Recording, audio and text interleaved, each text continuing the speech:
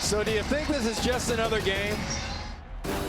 A year ago, with seconds remaining, a senior captain left his mark on the rivalry. Malcolm Perry, touchdown! Ball free, Navy wins it! Touchdown for an exclamation point! But when the series shifts to Colorado Springs, it's the Falcons who have taken flight. A 35-7 win. Air Force defeats Navy. Home turf has been defended in the last 7 meetings, but in a year that's so unpredictable, will the improbable happen? This is very much a fair fight. They're going to go toe to toe. Armed Services Saturday continues next with the first battle for the Commander-in-Chief's trophy.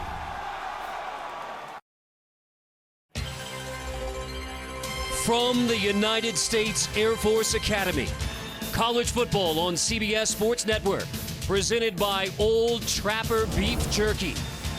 The first game in the 2020 Commander-in-Chief's Trophy Series, Air Force versus Navy. North of Colorado Springs Falcon Stadium on the first Saturday in October. A select number of cadets, around 4,300, the only attendees for the 53rd meeting, Air Force versus Navy. With Jenny Dell on the sideline, Aaron Taylor, I'm Carter Blackburn, and it is truly our privilege to be here on the first Saturday in October for Air Force versus Navy. It feels like a fall football Saturday. The air is crisp, and in my opinion, this is the purest form of college football that we have at this level. It's pageantry, it's rivalry, it's tradition, it's everything that makes our sport the best on the planet. And as we near kickoff, there are question marks at both quarterback positions. For Navy, here's what we know. Dalen Morris will not start. He did not make the trip. Tyler Goslin will get his first start at quarterback for Navy. He will be the third different starting quarterback for Navy this season. The first time that's happened for Navy since 1992. It is Tiger Goslin's ball game against Air Force. This is a significant change. Now, luckily for the naval staff, they knew that Goslin was going to start and that Dalen Morris wasn't going to make this trip.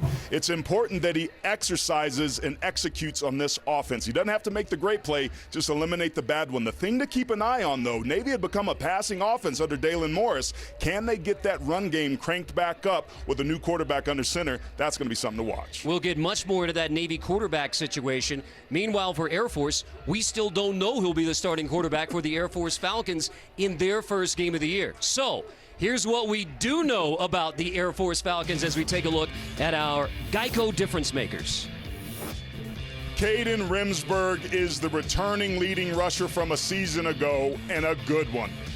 Air Force likes to get the football to the perimeter, so look for him to be able to make some plays on that outside edge. And then at fullback, Timothy Jackson. The triple option starts with the dive. If Air Force can establish Jackson early on, that's going to be really helpful as they continue to move their ball down the field. So for more on the very complicated Air Force roster situation, here's Jenny Dell.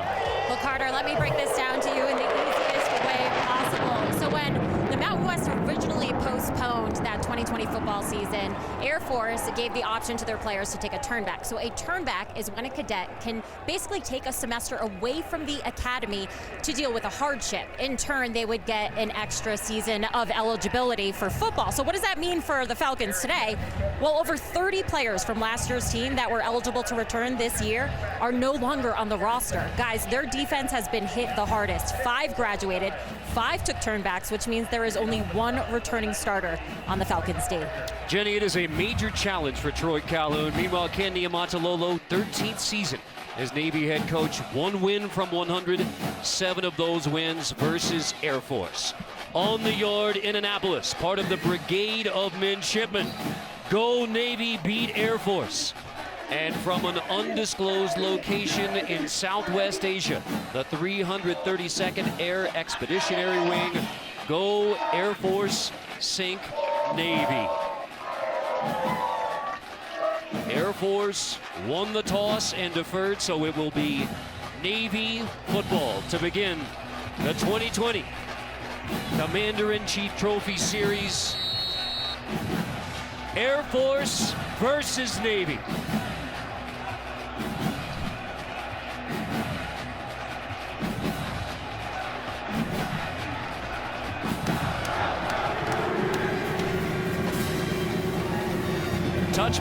will be Navy football at the 25-yard line to get it started. So here's, as promised, much more on the Navy quarterback situation. So less than an hour before kickoff, we learned Navy will start its third quarterback in 3 games. Dalen Morris, who started versus BYU, led the comeback at Tulane, did not make the trip. Undisclosed health reasons, not COVID related. It's related to elevation.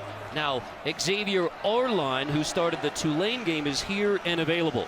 But it's Tiger Goslin who gets his first start for the Navy Midshipmen, and Tiger Goslin under center on 1st and 10 from the 25. And AT, this is a huge wrinkle for this Navy offense as we take a look at the Midshipmen start. It makes it really hard to find some continuity. Keep your eye today on number 3, Michael Cooper, and also 80, Mark Walker. This has become a passing offense, so keep your eye on them. They've taken shots down the field in this matchup for both sides. Passing game and turnovers often determine the outcome. So with a new quarterback under center, something to watch. It was Morris throwing who led that historic comeback win against Tulane, their last game 2 weeks ago.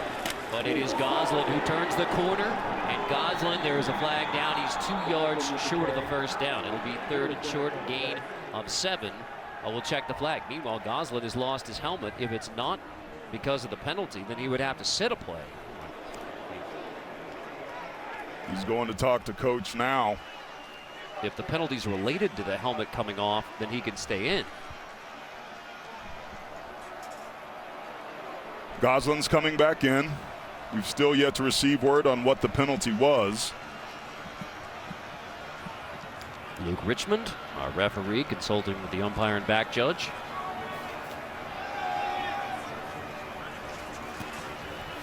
There are 2 fouls on the play, both on each team. Personal foul, chop block, offense, number 62 and number 67. Personal foul, targeting, defense, number 7. Those penalties offset the previous plays on the further review. Because of targeting, David Urey, starting quarterback, number 7. So now it goes to replay. All aspects of targeting have to be confirmed by replay.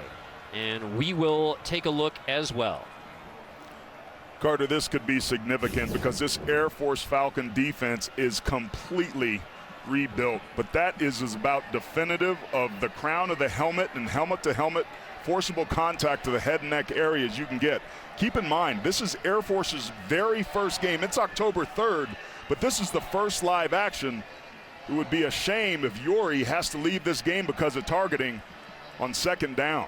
Now, Goslin's a ball carrier, not defenseless. So there's 2 basically targeting rules in. 1 defenseless, and then take aim at an opponent for purposes of attacking with forcible contact that goes beyond making a legal tackle or a legal block or playing the ball. Here's the call. After further review, the ruling of targeting is confirmed. Number 7 is disqualified.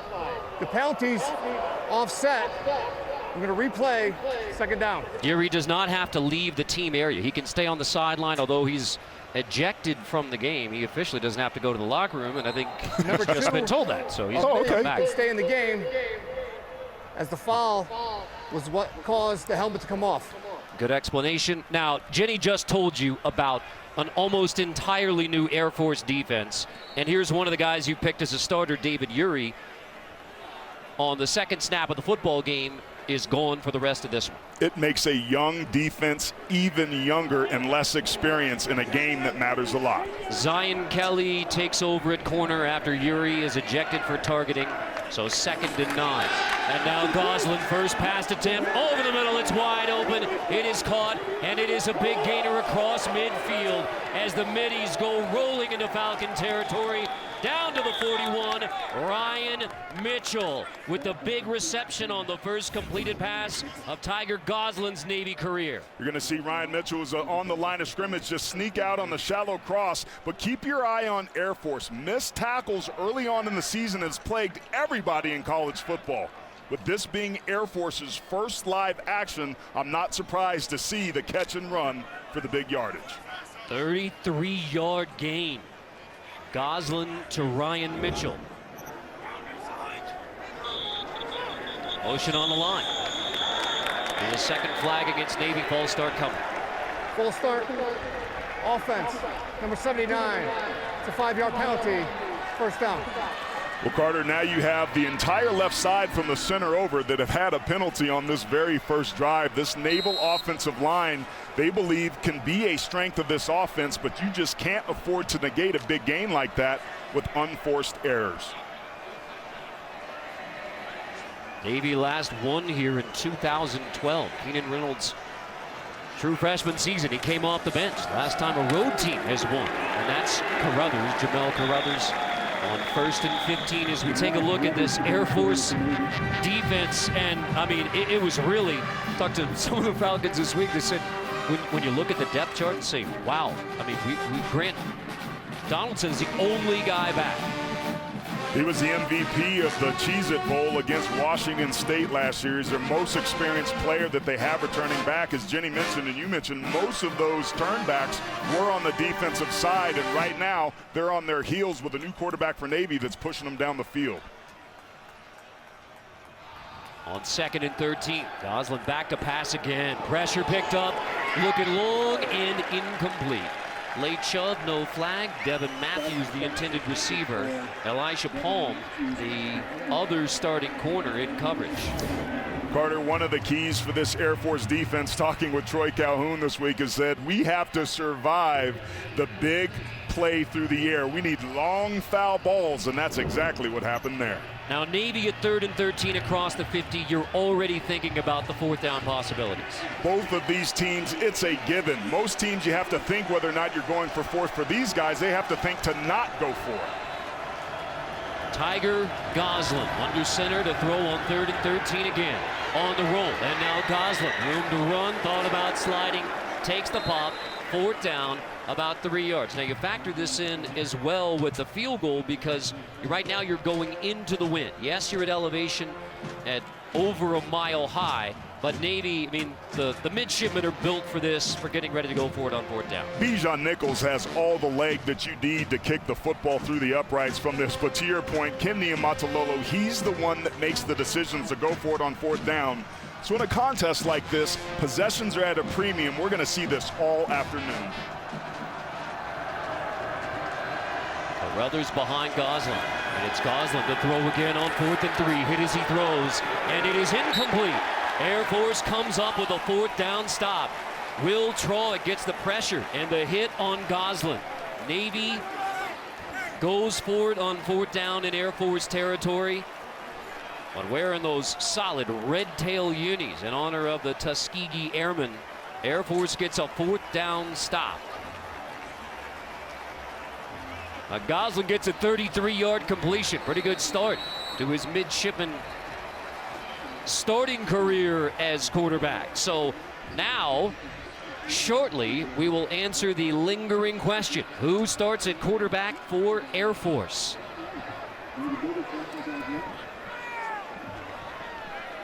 It's like number 4, Hazik Daniels, taking the first snap of this ball game. And it is the sophomore from Franklin, Missouri. Daniels toss, left side, and it is Jackson with a head of steam, and Jackson gets 9. So Hazik Daniels, who missed most of last year with a knee injury, it was prior to last season. Troy Calhoun says excellent leadership, still learning the position. The sophomore from Franklin, Missouri. His job today is going to be the point guard of this offense, to deal and distribute. Get that run game going. We saw the early toss there on 1st down for the huge pickup, but his decision-making and accuracy when he throws the football will be key. So after a gain of 9, 2nd and short, that's Remsburg in motion. And it's Remsburg who takes it.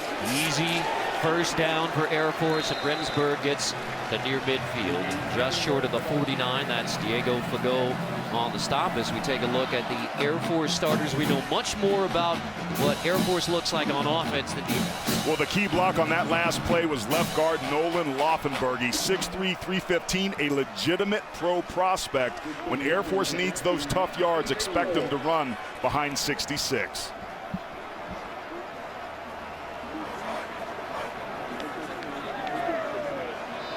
Look at that line of scrimmage, Carter.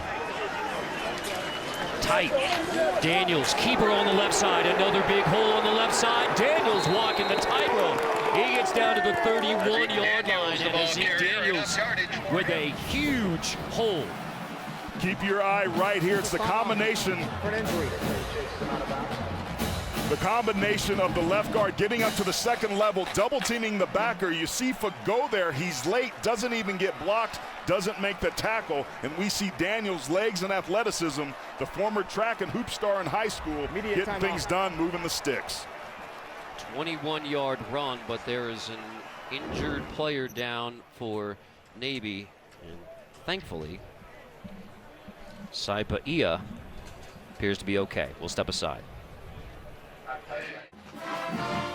Sio Saipaia, who is from up the road in Fort Collins, Colorado, making his first start at nose guard for Navy, getting help walking off the field, headed to the injury tent. We will let you get an update whenever we know. Let's take a look at our tools for success, brought to you by Rocket Mortgage. Thanks, Carter. Air Force offensively has to avoid the catastrophe, turnovers, fourth down stops, sacks, and defensively for Navy, get 6 3-and-outs, fourth down stops, takeaways, any combination there. Offensively for the Naval Academy, they have to protect the football. And for the Falcons defensively, survive the downfield throws. So far, so good there. It'll be Chris Pearson taking over for Saipaia at nose guard. They rotate. Both Saipaia, Pearson, and Dalton Boswell, so used to having a lot of bodies there in the middle. It is 1st and 10, opening Air Force possession. Zeke Daniels, the sophomore quarterback, gets the start in the first game of the year for Air Force. They were expected to play a 2-game season. They will have 6 Mountain West Conference games ahead. Most Mountain West Conference teams will play 8. Daniels toss, Jackson, and he is upended on the edge by Cameron Kenley. Well, how would you describe these incredible Air Force uniforms, E.T.? They're beautiful. They're for the Tuskegee Airmen, the African-American soldiers that were largely credited for desegregating the military during World War II. They flew the P-51 Mustangs, but they are fire, man. This is part of their Air Power Legacy series, and they look fantastic. The so-called red tails, inspired by the painting on the side of those P-51 aircraft. So that's why red tails, and with Zeke Daniels at quarterback, Jackson, who gets the handoff on 2nd and 8, pushing to near the 25. Kevin Brennan, Jarius Warren get a good push. Well, this Navy defense looked terrible in the opener against BYU, and then they figured something out in the second half against Tulane. They started executing, but good safety play today is going to be key to defending the option, and Kevin Brennan and Evan Faulkman are 2 players that defensive coordinator Brian Newberry loves. He said, in all my 21 years of coaching, I've never coached 2 guys that I trusted more than number 11 and number 7. 3rd down here. Air Force also, when you get to 3rd down, especially this part of the field, thinking about 4th. Although they have the wind at their back, field goal purposes. But first, we have a flag, false start, 3rd and 10. Prior to the snap, false start. Offense, number 88. It's a 5-yard penalty, 3rd down. It's going to be on Kyle Patterson, the tight end, and that's really unfortunate. A 3rd and 5 in the high red zone is what you want, but you see a little bit of movement there. You have to hold your water. You're at home. The crowd noise shouldn't be a factor. There's a limited capacity here anyway, but 3rd and 10 is much harder to convert here after what's been a pretty good drive up to this point. Only Ohio State was better on 3rd down last year. Daniels on 3rd and 10. That is incomplete. And it was intended for Patterson, placing Cade Wagaspak, who was a terrific tight end for Air Force. So it's incomplete, and the kicking unit comes on. That was an errant football. It had a lot of mustard on it. Zeke Daniels is going to wish he had that one back, but this is a great opportunity after the stop on downs, which is basically a turnover for the Falcons defense, to have an opportunity to try to kick a long field goal to put some points on the board. Tevy Shoot Pellsroll, first attempt at a placement kick for the Falcons. And the kick is good. And Air Force has a 3-0 lead on Navy. Shoot Pellsroll, 1-for-1 field goal kicking in his Air Force career. And off they go. into the wild blue yonder with a 3-0 start for the Falcons on the Mids.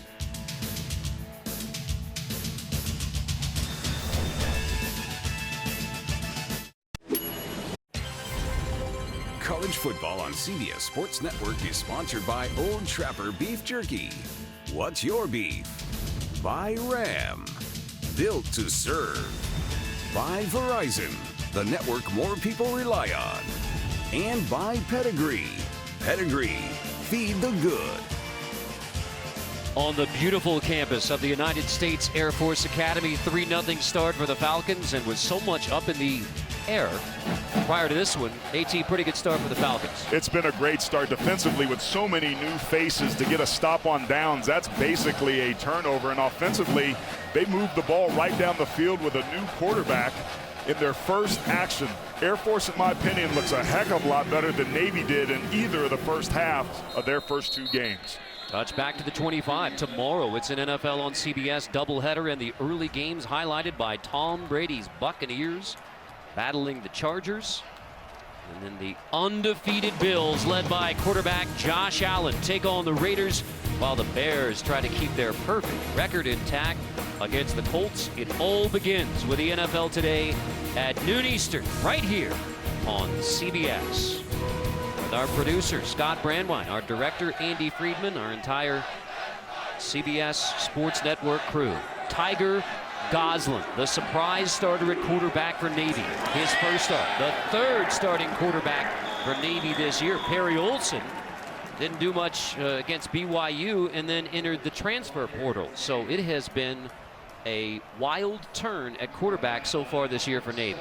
And this is really what both of these teams are trained to do when they're not on the football field. The Marine mantra is improvise, adapt, and overcome. And that man right there, Coach Kendi Amatulolo, may be the best there is in the country of figuring out all the different moving pieces and still finding ways to be successful. Navy won this game and won the Commander-in-Chief Trophy last year, 2019. The winner of this game has won the CIC 21 of 23 years. Goslin shoved back.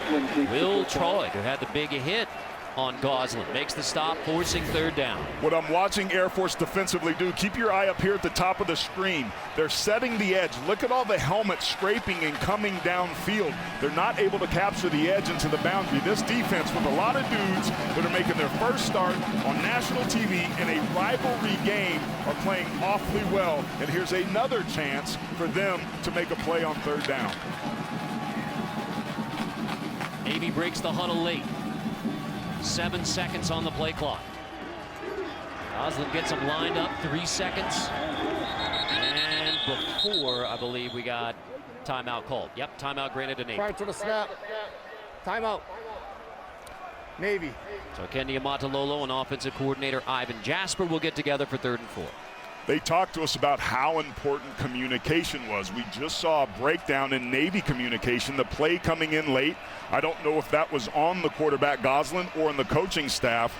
But again, we're going to hit this all afternoon. Possessions are at a premium, and therefore so are timeouts. So for Navy to have to burn one here early on in the first quarter could play a role as we end this first half. But so far so good for Air Force. Navy has to settle themselves down and start executing. Well, for Tiger Goslin, there's a great article in the Ventura County Star if you want to know more about Navy starting quarterback. But his grandfather, Jerry, when he came out, his name was supposed to be Ty, T-Y. But he was roaring coming out. And his granddad, Jerry, said, nope, it's Tiger. And hence why T-Y-G-E-R. Ty turns in to Tiger. His dad, John, great high school coach in California. On 3rd and 4, Goslin takes the sack. Back at the 26-yard line. Loose football, but Goslin was down. Is down. It will be 4th and 11 as Air Force turns up the pressure, and the Falcons in the mids do a little bit of chatting. Navy will be forced to punt. It's a loss of 7. Air Force is looking fantastic here early. Defensive coordinator John Rudzinski loves to apply pressure to the quarterback. This was part of the story a year ago. They created havoc. So with a new quarterback that's under center on the road, Navy struggling underneath the pressure of Air Force defensively, and the Falcons about to get the ball back with good field position. Daniel Davies had a 63-yard punt at Tulane. Helped set up the safety in the third quarter. Peterson is back. Peterson grabs it, fair catch just inside the 30, contact, no flag. Peterson had the fair catch. So Air Force has the early 3-0 lead. Falcons, first game of the year, riding an 8-game winning streak. 3-0 Air Force on Navy. Since the loss to Navy last year, Air Force hasn't lost again. I mean, this is so strange with a late start to Air Force's season, but they are tied with Notre Dame for the longest active winning streak in the nation at 8 straight at the end of last year, part of that remarkable 11-2 season. Man, it was so fun to watch Air Force do what they did a season ago and beat a pretty good Washington State team in the Cheez-It Bowl. But that win streak, if they can continue to play like they are today, they may extend that streak. I'll be honest, Troy Calhoun, to this point in the game, and I know it's early, has done a masterful job making sure his team was prepared for this game. For this to be their first live contact, it's impressive. Since the last loss 364 days ago in Annapolis on the first Saturday in October. Daniels got the start. Toss, Remsburg, Navy bottles it up and drops it. John Marshall leads the way for an important update. Let's check in with Jenny Dell. Yeah, Navy nose guard Saipuia, he already had that left ankle taped up when he got injured. The trainers cut off the tape, and then he crutched off to the locker room. The crutches just came back out to the field, but no player. So, guys, I'll keep you posted if he emerges. That's very disappointing for him, Jenny. As you mentioned, first career start. He's from Fort Collins. His dad, Blaine, offensive lineman at Colorado State. And this was a big deal for him. So Pearson at nose guard for Navy now. And there's motion on the right side of the Air Force line. Looks like false start. Could be penalty number 2. Sorry to the snap. False start. Offense, number 64. 5-yard penalty. Second down. Now it's your right guard, Kyle Krebs. This offensive line was key for that 11-win season a year ago. They took charge, but again, you've got a new quarterback, you're amped up, you're excited. This is probably going to be a pass before they took this penalty. They've got to do something to give them a makeable 3rd or 4th down in this situation. So using the arm of Hazik Daniels is going to be key. The last time 88 Patterson jumped off sides, they ended up punting, and now Calhoun wants to talk about it. Discombobulated. Charge timeout. Air Force. This is their first of the half. 30-second timeout. Each team has used a timeout, so we'll take a quick timeout. Good sign for Navy defensively. Co Saipuia, who went down on the first drive, is out of the locker room and back on the Navy sideline. And Chris Pearson, his replacement, has played well. So we'll continue to keep an eye on Saipuia. I mean, his first career start. Daniels, his first career start. Checks down, that is incomplete. Well, it tried to go to the check down. It was Brandon Lewis, and Lewis just couldn't hang on. And now you're just trying to get some yardage back on 3rd down, so it's basically field position at this point, unless the Falcons can break a big one. Yeah, and if you're Hazik Daniels, you got to take some of the pace off the ball. He's jacked up. He's rifling these balls. He needs to do a little bit more touch. But again, these guys are excited. They're nervous. It's their first start. It's national TV. But with the way your defense is playing, if you're Troy Calhoun, you don't want a turnover here to put this ball in jeopardy. I wouldn't be surprised if this were a run. Field goal.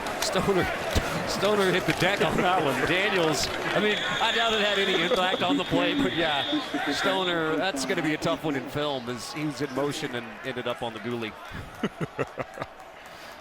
Well, neither of these teams have converted a 3rd down so far today. Air Force 0 for 2 with that one. Navy 0 for 2 as well. Defense is holding, but it was the penalty and the lost yardage play on 1st down that was key for Navy for getting this stop. Mark Walker is back. Joseph Carlson, the senior from Frisco, Texas, will punt for Air Force. Field goal on the first drive for the Falcons. 3 and out. Carlson hits it. Walker grabs it inside the 30.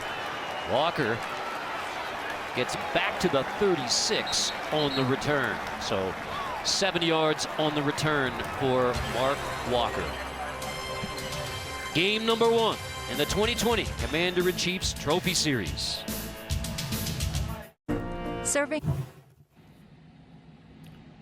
How's it going, everyone? This is Malcolm Perry, Naval Academy graduate, class of 2020, and current member of the Miami Dolphins. Just want to say thank you for all the unwavering support of our nation's military, especially the Navy Blue and Gold. Big shout out to the Mids this weekend as they take on Air Force. And of course, go Navy, beat everyone. Beat everyone. I love it. Let's take a look at this week's Where Are They Now? Brought to you by Ram Trucks. Well, Malcolm answered the question. He's with the Miami Dolphins, 7th round pick. He had the go-ahead score in this matchup last year in Annapolis, and the toughness of that young man, just tremendous.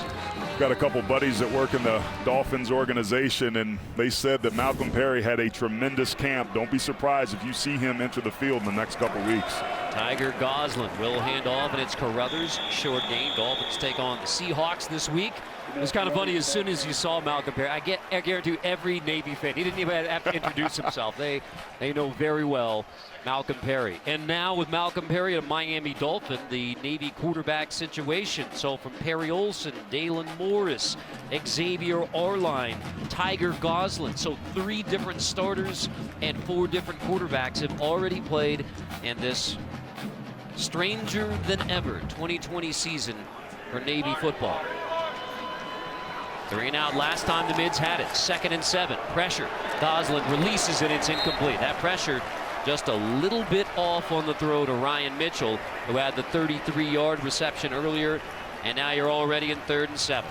It's going to come over the left side. It's full turn back protection, but off that backside, you're going to see Gosselin turn his back. Just an excellent job there of Grant Donaldson, the player that was the MVP of the Cheez-It Bowl, blitzing from that second level, getting late pressure affecting the throw. Gosselin hit his first pass for 33 yards. Since then, 0 for 3.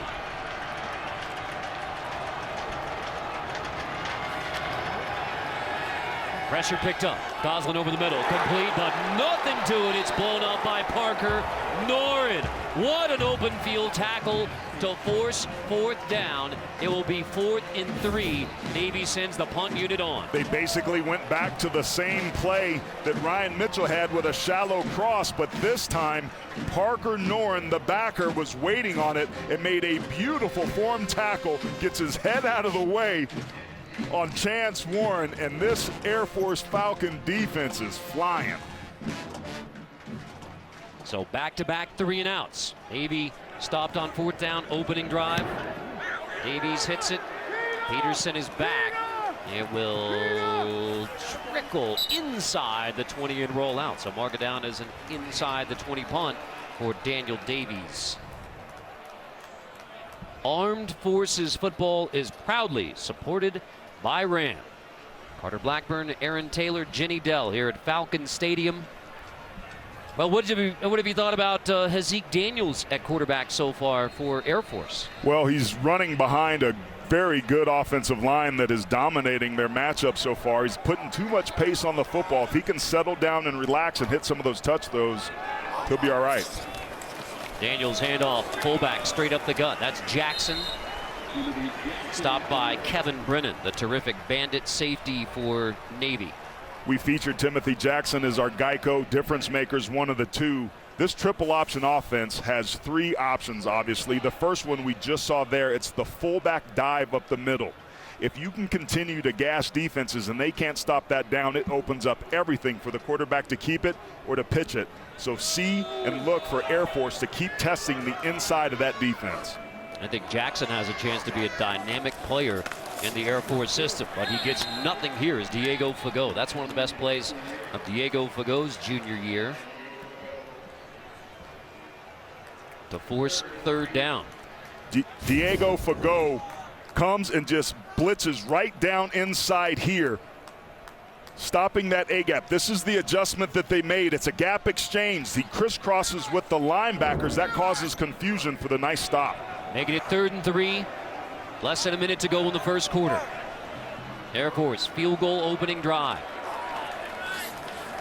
It's Jackson, and Jackson is driven back. He appears to be short, and it's Warren who leads the way. 4th down coming. Now, you're deep in your own territory, and as much as the Air Force wants to go for it on 4th down, it will be the punt unit coming on again. So, back-to-back 3-and-outs for the Falcons after the opening field goal. I think this is the second 3-and-out for each of these offenses back-to-back for Air Force. As you just pointed out, this has turned out to be a pretty defensive ball game here early. The exact thing we predicted, right? Oh, yeah, absolutely. What was to predict about this game? Carlson gets it off.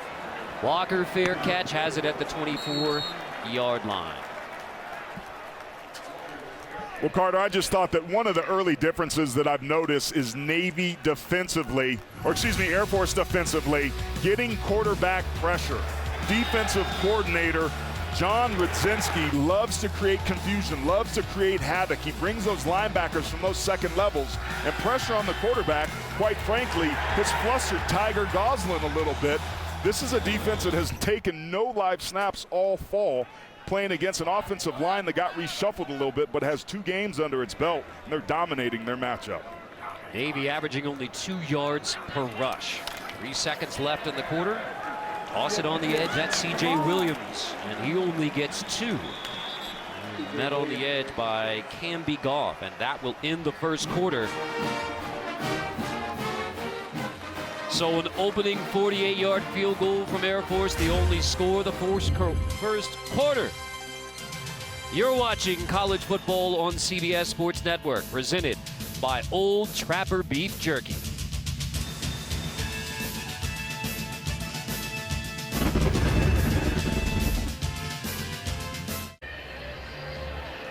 The question is, how many attempts did it take on the picture until you get the perfect smiling baby? And speaking of babies, a big congratulations, Matt Kushner.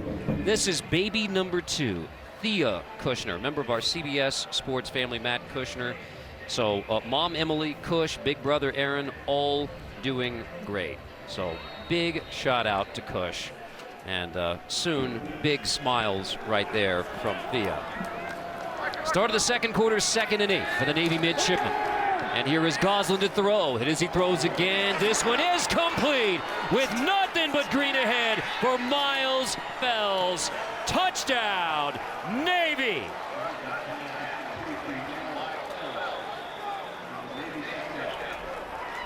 How about that for your first touchdown pass as a midshipman? 73 yards, Tiger Goslin to Miles Fells.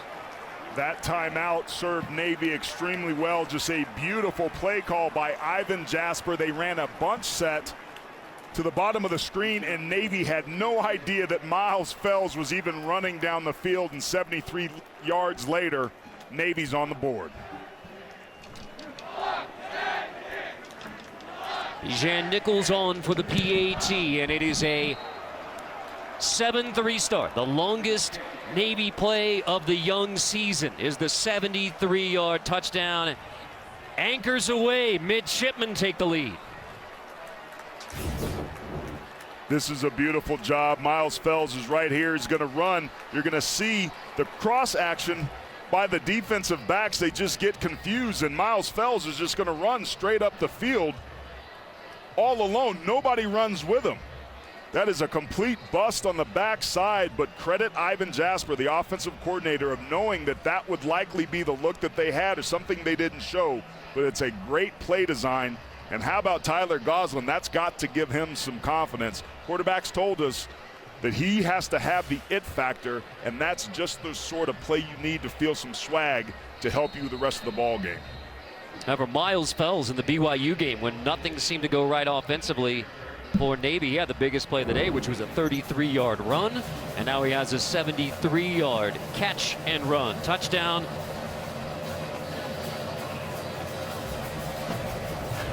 So the Falcons, after back-to-back 3-and-outs, now try to figure it out offensively. Touchback, ball at the 25 for Air Force. It will be Daniels coming back out at quarterback. The question before this one for Air Force was, would it be Hazik Daniels or Warren Bryan at quarterback? So we could see Warren Bryan, the junior, at any point. Played in 2 games last year. But for now, Hazik Daniels at quarterback for Air Force. I like the perimeter run game for Air Force. It worked early. They should get back to that. Daniels toss. That is Jackson. Cuts it back across the 30. Gets across the 35. And Jackson moves the chains. Lawley makes the stop. And of course, this is when we choose to show you Brian Newberry in his 2nd year as Navy.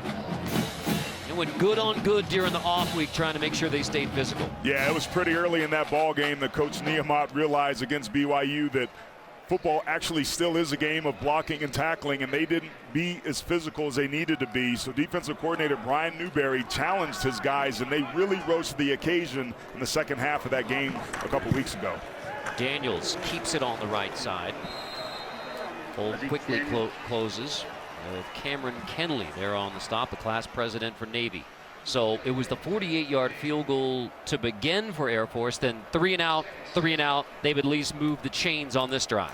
In that play that they just ran prior to this one, a stretch play, a toss into the boundary has been able to provide and yield some yardage for them, but makeable 3rd downs and putting a drive together here is critical.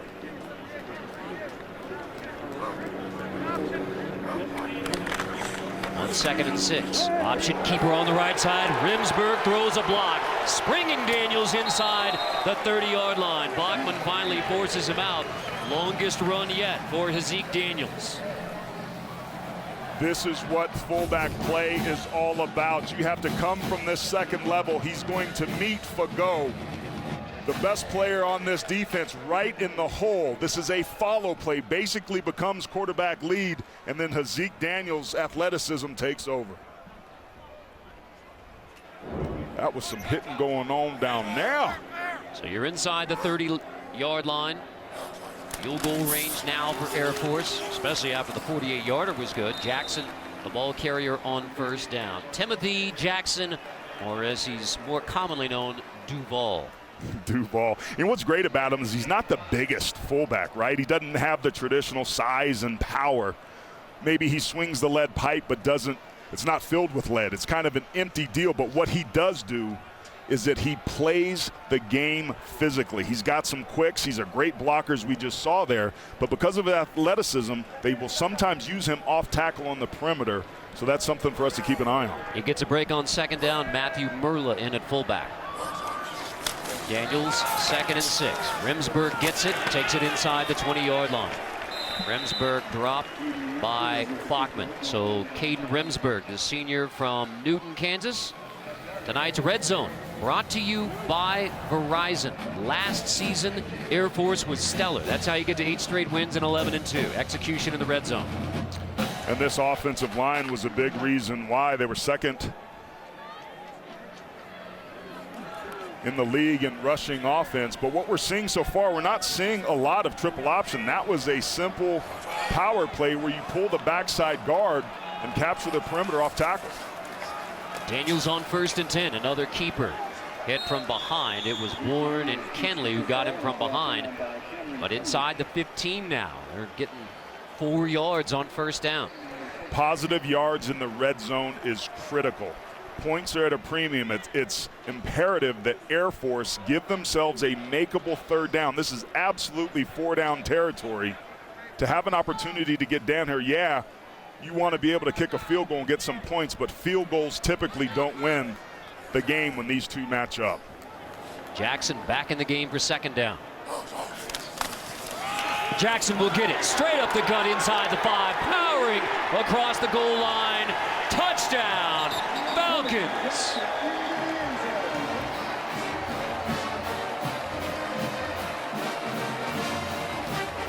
Timothy Jackson from 14 yards out. Air Force back on top. That was a fullback give inside, and that offensive line taken over. Again, it was a gap exchange, but an excellent job of picking up the movement after the snap and a nice, powerful run for 6. That's the response that the Falcons needed. And both of these offenses are starting to wake up, and this is the game that we sort of expected. Now we're going to take another look at this to make sure that that is a touchdown. Now, at the end there, you saw Brennan come away with the football. Now, if Jackson breaks the play and touchdown, the play is over. Doesn't matter what happens to the football afterward. As it stands right now, a 7-play, 75-yard drive, all on the ground for Air Force to take the lead. But now we will see if Jackson crosses the goal line, possession. What a great look down the line. Tell you what, his left knee might have been down, Carter, before it breaks the plane. Now remember, the ball just has to cross the front end of the goal line. The whole ball doesn't have to be across. Brennan comes in there and tries to rip it. But to me, that left leg looks like it might have just been down right before the ball crosses the goal line. Great job of putting both hands on the football to protect it. But is that enough to overturn the call? All right, here's the look down the line. Is the knee down right there before the nose reaches the goal line? It's close, and I mean that's one where you say it looks like the knee is down, but you have to be totally certain to overturn it. Indisputable evidence is necessary. I believe that last look we just looked at was that. To me, he's short. Not very, but maybe 4 to 6 inches short. So if you're this Air Force staff, you're talking about what play you're going to run next if this gets overturned. And again, you saw Brennan come away with the football, but it's either going to be Jackson down or touchdown, plays over. Doesn't matter that Jackson lost control somewhere in there. He's going to be down or touchdown. Here's the call. After further review, the runner was down at the half-yard line. The result of the play was a first down Air Force, and goal. Great job by the officials. Great job by our truck and the camera work there. That was a beautiful look at it and exactly what they needed to overturn that play. If you're Troy Calhoun, center-quarterback exchange is critical. This offensive line has been dominating at the point of attack. I would expect to see a fullback give, if not a quarterback sneak here. It is Jackson back in there for first and goal from inside the 1. Daniels, keeper, push on the left side, and he is in. Touchdown, Air Force. Now the Falcons back on top.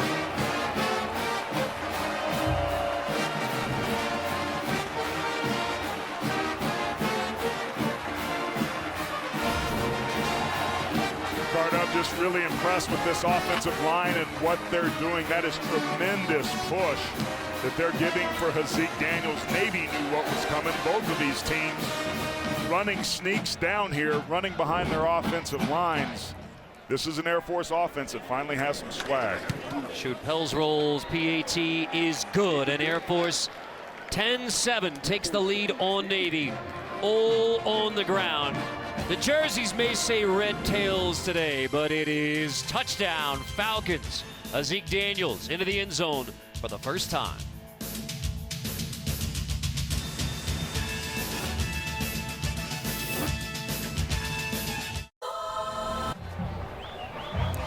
Welcome back to Falcon Stadium. The United States Air Force Academy installed a new superintendent on September 23rd, Lieutenant General Richard M. Clark. General Clark attended the academy beginning in 1982. He was a linebacker on the Falcons football team. And prior to this new assignment, he oversaw the Air Force's nuclear weapons program for the Pentagon. We are so lucky to have you here with us today. So, General, how's the last week and a half been for you? Jenny, first, thank you for taking this time to talk to me. It has been amazing. It's awesome to be back here where it started for me as a cadet back in 1986, but being here with 4,000 cadets inspired to go serve our country, I couldn't tell you a better honor for me and my family. General Clark, in your introduction last week, you said your priorities include fostering a culture of dignity and respect for all within the Air Force as it becomes more diverse and creates future leaders for this country. As the first black superintendent in the 66 years of the Air Force Academy, how do you view your responsibility to drive that change? Absolutely, Aaron. Yeah, that's a great question. And, you know, our diversity is our strength here.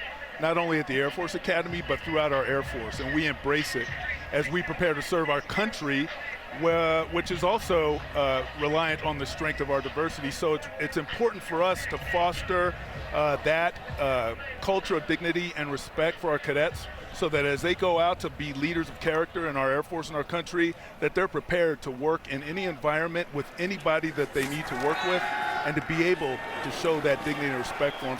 So we want that to be a part of our pillar here. And my predecessor, Lieutenant General Silveria, worked it hard.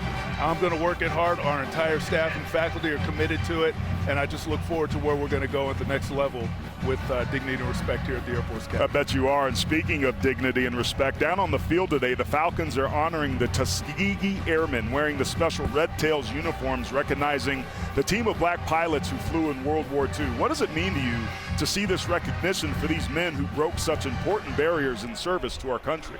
Yeah, when you talk about dignity and respect and really diversity, there is no better example in, I would say, history of the Tuskegee Airmen and what they brought to World War II. They were warriors, they were heroes, and they fought for a country that at that time didn't embrace them as first-class citizens, but they knew what their higher purpose was, and they did it. And for me, they have paved the way for me and for so many others, but really for our Air Force and our country, with what they did, their courage, their bravery in combat, but also their bravery in standing up for what was right. So I will always view them as heroes, and it makes me so proud to see our team with the red tail uniform today, because it represents something more than just the uniform that they're wearing. It represents the core value that we have of dignity and respect at the Air Force Academy and in our Air Force. Well, General Clark, we very much appreciate the time, and congratulations on your appointment as the 21st Superintendent at the United States Air Force Academy. Thank you very much. I am honored and excited, and thanks for being here with us today. You bet. Thank you very much, General Clark. Now, when we did ask Air Force head coach Troy Calhoun about General Clark, he pointed us to that 1985 team. General Clark made a remarkable stop. We will have more on that in a moment, but we have 4th and 1 for Navy.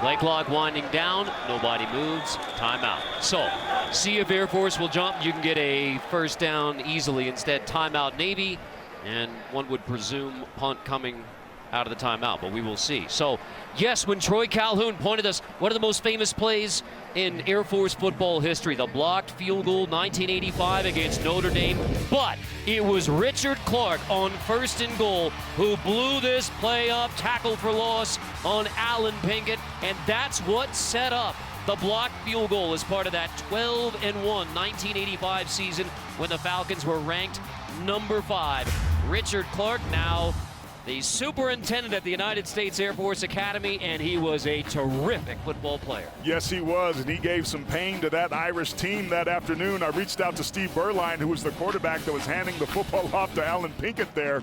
So the season ends, Air Force goes on to get the win. And I asked him about the day. He said, man, I just remember it was hot. Air Force was flying around. But that was the first year that Coach Holtz took over the job. And the last thing that Holtz said in his first meeting to that team was, oh, yeah, man, one more thing. We're never going to lose to Air Force again.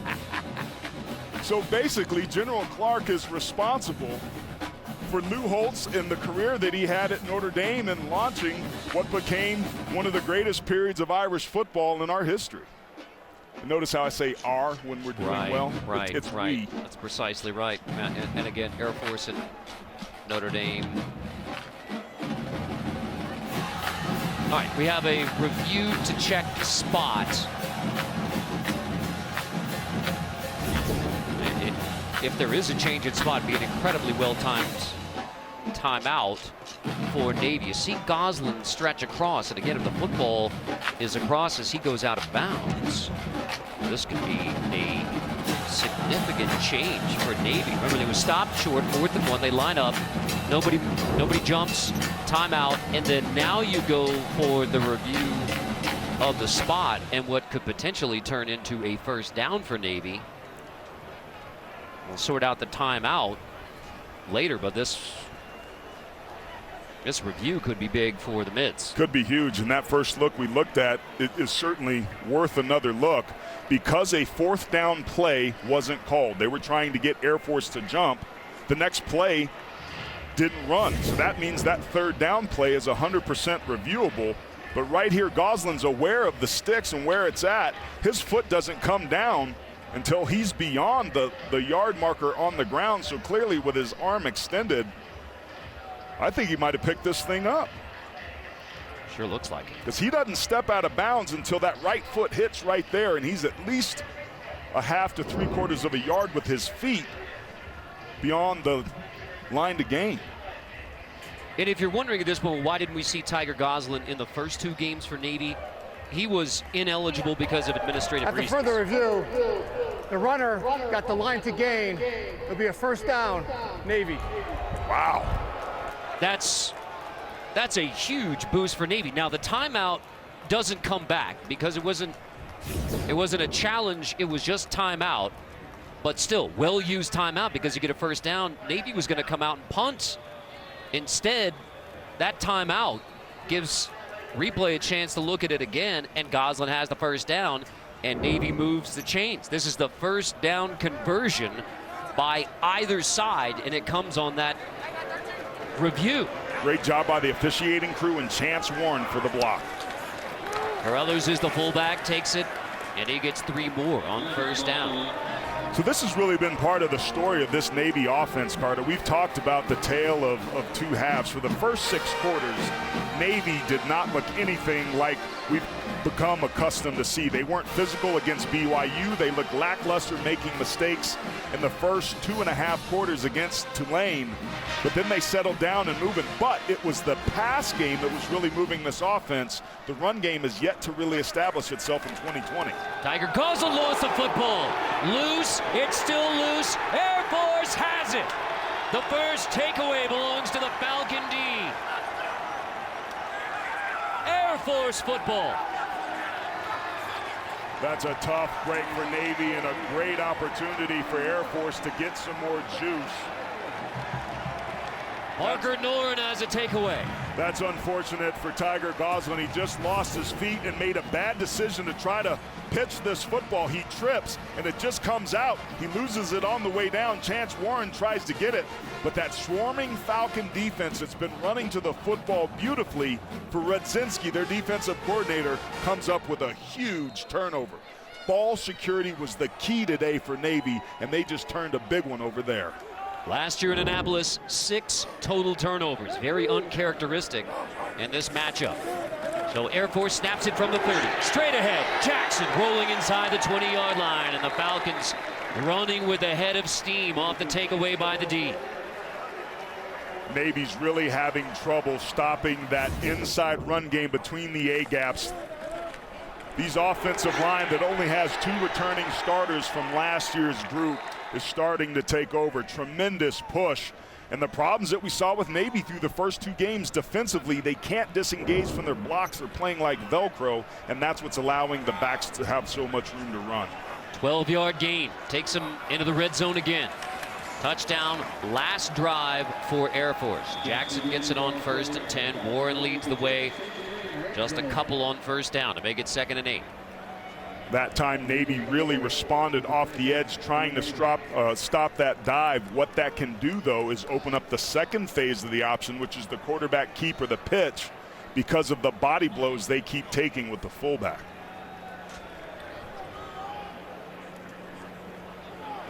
Navy took the 7-3 lead on the 73-yard touchdown. Then Air Force drives down 75 yards to get the takeaway, and now a short field for the Falcons. Zeke Daniels, 2nd and 8. Toss. Jackson again. Jackson met in the backfield, drop for a loss. Evan Bachman, the senior free safety from Crownsville, Maryland, makes a stop. Evan Falkman was one of the 2 safeties that we talked about. Here he is right here. Watch him read and react here. This is excellent defensive plays, crowding the line of scrimmage, but just scrapes, beats the lineman, keeps his outside arm and leg free for a huge tackle. We talked about the importance of safety play. That's what it looks like. Bachman finished off the safety in the 3rd quarter at Tulane, and that remarkable Navy comeback in their last game. Now it's Daniels to throw on 3rd and 10 over the middle, knocked away, incomplete. Bachman gets a hand on it to break it up to force 4th down. Morris, the intended receiver, and the field goal unit comes on. Shoot Pell's roll. Sorry about that, buddy. I'm getting excited problem. up here. I think this is a great decision by Air Force, given the way that this last little part of the series has gone. Get some points, tie this ball game, or take a 3-point lead, rather, into this ball game. You and I talked before the game. We didn't talk about it in the open. It was critical for Air Force to keep this close early, and that's exactly what they've done. They get the ball back to start the second half, so points here would be huge. If you turn it over at the 30 and only give up 3, as the field goal is good from 35, that's a win for the Navy defense, but it is still 3 more for Air Force. Falcons on the mids, 13-7.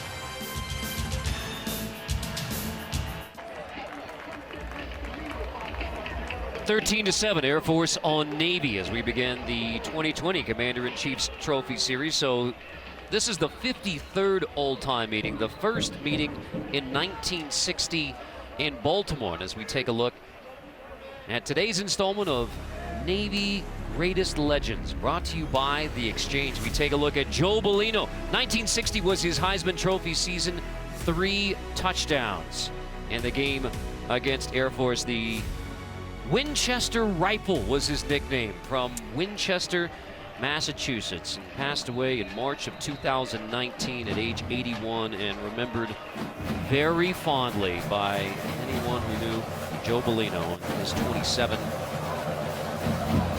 lives forever in Navy football history. Moniker kickoff. Out of bounds. A touch back to the 25-yard line. So let's check in with Brent in New York. Big update. Yeah, big result in the American closing seconds. A 43-yard field goal from Chris Nagar. And SMU, the first team to 4-0 this season, as they beat number 25 Memphis. Brent, seems like that one always delivers. SMU, Memphis, Navy in the American Athletic Conference, along with those two, and it would be Navy at SMU on Halloween. Who's going to play quarterback for Navy then? Who knows? But it's Tiger Goslin for now, and Goslin on 1st and 10, completes over the middle, and it is caught by Michael Cooper. He is the big wide receiver threat, and you see why. He gets 9 on 1st down. Armed Forces football is proudly supported by ServPro. First down passing was huge in the second half comeback against Tulane. Ivan Jasper dialing up what worked in the previous game, and it worked here. Got to get Michael Cooper involved. On 2nd and 1, Nelson Smith. He is pushed. 2nd effort, 3rd effort. Did somewhere in there Smith get enough, and he appears to be short. It'll be 3rd and very short, and it's Woodring and Noren who are credited with finally bringing down Nelson Smith. Just a great job of disengaging your blocks, coming off the line of scrimmage. Watch right here, just knifing inside, playing off the block to be able to hem up Nelson Smith. He was the first one there, and then the pursuit came. And there's a big movement. Now, false start. You're in 3rd and 1. You know if you don't get false start. Offense, number 67. It's a 5-yard penalty. 3rd down. Crusher. 3rd and 1 to 3rd and 6. Now remember, this could possibly still be 2-down territory with only 5.5 minutes left in this quarter. This may be one of Navy's 1 or 2 possessions that they get for the rest of the game. So Coach Ken Niumatalolo, who makes the calls to go for it on 4th down, depending on what happens here, may decide to be aggressive if they don't pick this up. Navy averaging less than 2 yards per carry. So to the air. Goslin on 3rd and 6. He's going to tuck it and keep it. And nothing much doing there. And it was Mock who makes the tackle going for the strip. It'll be 4th down, and Mock gets a stop. The freshman from Weddington, North Carolina. One of those new names on this Air Force defense. Forces 4th down, and another punt coming from Navy. I really appreciated how thorough Coach Ken Niumatalolo was on his decision-making on 4th down. He said there's no rhyme or reason, it's just kind of a feel. this is the right decision here. Your defense is playing well at times. Kick this ball away and live to fight another down. Another 3 and out. Davies, good punt. Fair catch, fielded inside the 20-yard line by Peterson. So Navy stymied so far by the Falcon D, as Zeke Daniels and the Falcons flying high. 13-7 Air Force on Navy. Navy from the American Athletic Conference. Air Force from the Mountain West Conference. Tonight, 10 Eastern. We switch over to the pitch for some NWSL action as Portland heads out to Rio Tinto Stadium in search of another fall series win over Utah. Catch it all right here on CBS Sports Network and stream on CBS All Access. So Air Force was getting ready for a 2-game season, and then the Mountain West Conference. Thursday, Mountain West releases that 2020 football schedule. The Falcons will have Mountain West Conference games as well this year as the landscape continues to shift in college football in 2020. A big tip of the cap to Craig Thompson and the rest of the Mountain West staff for figuring out a way to get this done. Zeke Daniels is going to hand off to Jackson straight ahead. Hey, important note here, 2 timeouts for Navy. Remember that was the spot, and it was going to be 4th down and then timeout Navy.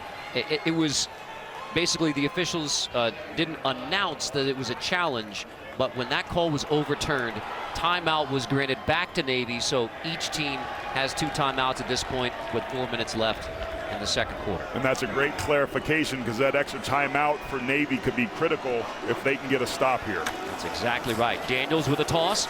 Remsburg on the edge, and there is Remsburg who was stopped. Tuatelli, the Will linebacker, 3:45. Don't use a timeout here, but if you get the stop on 3rd down, I'm sure Kenny Amatololo may use a timeout. And we talked about Remsburg being the perimeter player. Great job of blocking on that outside edge. Puts his foot in the ground, but you see Tuatelli chasing him from the backside. But that was some of the better pursuit that we've seen from Navy. That's the way you have to gang tackle against this style of offense. 3:20 to go before halftime. Critical stretch here, especially for the mids. Daniels will hand off, and there's a 1st down across the 30. So Navy can't get the 3 and out. Use the timeouts and get the football back with plenty of time. That's exactly what it is you need to do if you're Air Force. Navy is really having trouble stopping those A-gap runs, those fullback dives. These guys up front are taking over for Air Force. Their offensive line coach, Steve Labotsky, has done an incredible job. Of the 5 offensive linemen and tight end that they had from last season, only Nolan Laufenberg and Parker Ferguson, the left guard and tackle, return. These guys are balling so far. Handoff, Remsburg pushing ahead to the 39-yard line. The target line is the 31 for the field goals. You look into the end of half situations, and Air Force is not in any rush at this point. They want to play keep away from Navy here at the end of the half. And that's the strategy, remember, because they get the ball back to start the second half. So you want to be aggressive, obviously, to try to get points here. But more importantly, keeping the ball away from Navy is still a win. Motion on the line. Tuatelli feels like he was drawn off sides. I did not see any movement from the booth here initially on Air Force. I think this may be another critical mistake for the Naval Academy defensively.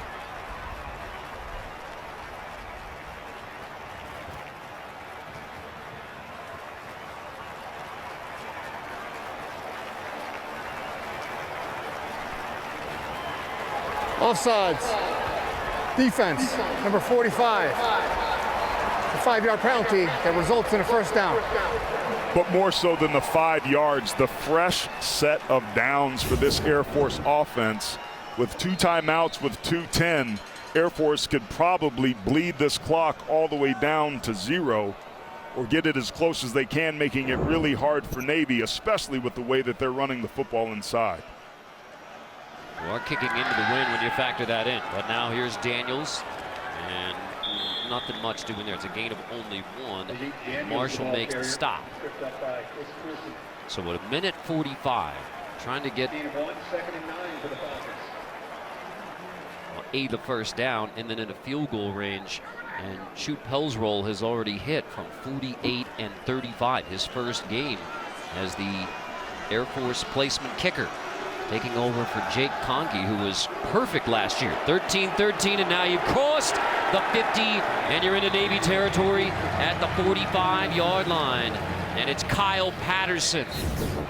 I thought it was interesting that Navy didn't call the timeout there. They were hoping to get some pressure and get the stop, but finally, Daniels takes some of the mustard and pace off of his ball, completes a nice check down, and once again moves the sticks. First completion for Daniels. And now to throw again on 1st and 10. Zips it complete to the 31-yard line. Moores has it right at the target line. So Air Force playing with house money now.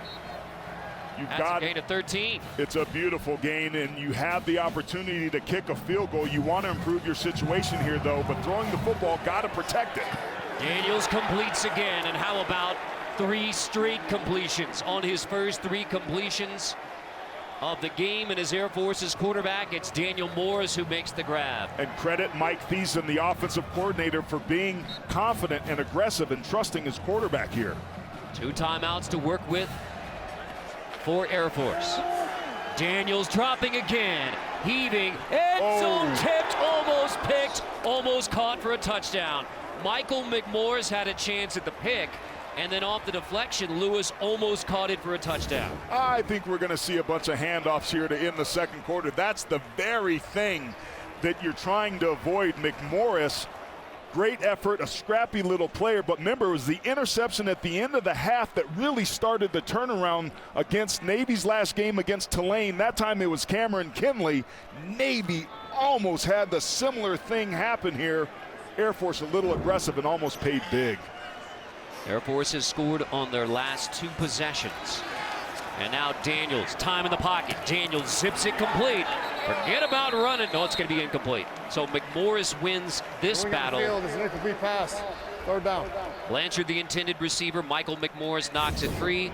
3rd and 10. Man, I just think with the jeopardy that Daniels just put that ball in, you're trusting him to throw. You love the confidence, but you're wondering if you're Air Force offensively, are you being too aggressive here? Well, we'll see on 3rd down. Shoot Pell's roll is ready. And this is a great opportunity for Brian Newberry's defense to rise to the challenge. Jackson straight ahead. Jackson pounding and pushing to the 15-yard line. 19 seconds, 4th down coming. We'll spot him at just inside the 15.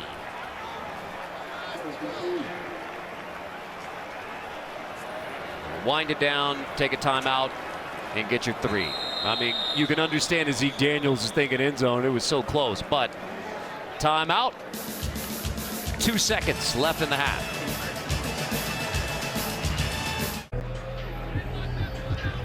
Coming up in just 3 seconds of game action, the halftime report powered by Ram Trucks. Gang in New York gets caught up on all of today's college football action. Take a look at the AP poll powered by Ram Trucks. Well, Alabama in trouble with the Aggies. Yeah, they did a little bit, but they took over in the second half, do what they do. Florida taking care of business. South Carolina is a better football team than their record indicates, but number 9 Texas losing to TCU. Gary Patterson has owned them, and there is trouble in your hometown for them Longhorns. Tough to figure out. Everybody's trying to figure it out. Shoot Pell's roll on for his 3rd field goal attempt as the new Air Force kicker. That was a question whether it be Bryce Honecker handling placements or Shoot Pell's roll. He's hit from 48 and 35. But first, timeout Navy. Ice, ice, baby. I remember that one. Well, Kenny Amatololo's a big analytics guy, and there's certain schools have thought about trying to ice a guy or freeze him and letting him kick right out of the gate. Here they're trying to ice him. We'll see if it works. Navy has not played well in this first half. It's only a 6-point game right now, but the Midshipmen have not played well. Average per play, I mean, you basically take out the 2 big plays and it's nothing. Average per rush, only 2 yards per rush, and played very poorly in both halves against BYU. That in the first half at Tulane, the huge comeback, biggest ever, but this is another slow start for Navy, and it continues the trend of not playing well at Air Force here at Falcons Stadium. One timeout left for Navy. Get this one off. 32-yarder is easily good. So Air Force gets 3 more, and the Falcons score on their final 3 drives of the first half. There was the touchdown for Daniels, and then back-to-back field goals. And in the 53rd meeting between Navy and Air Force, it is Falcons 16-7 at the half. You're watching college football on CBS Sports Network, presented by Old Trapper Beef Jerky.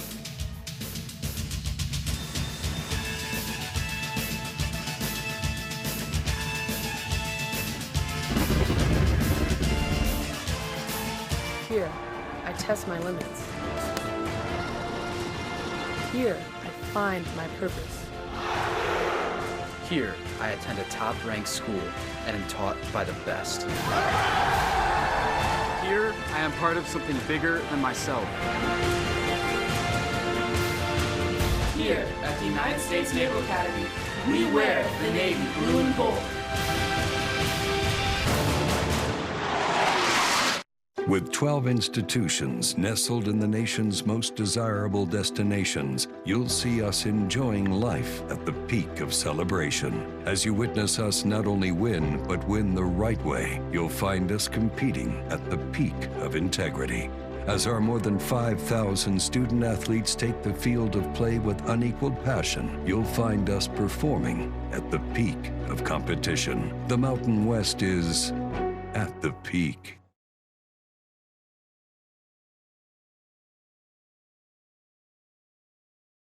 From the 332nd Medical Group deployed to Southwest Asia.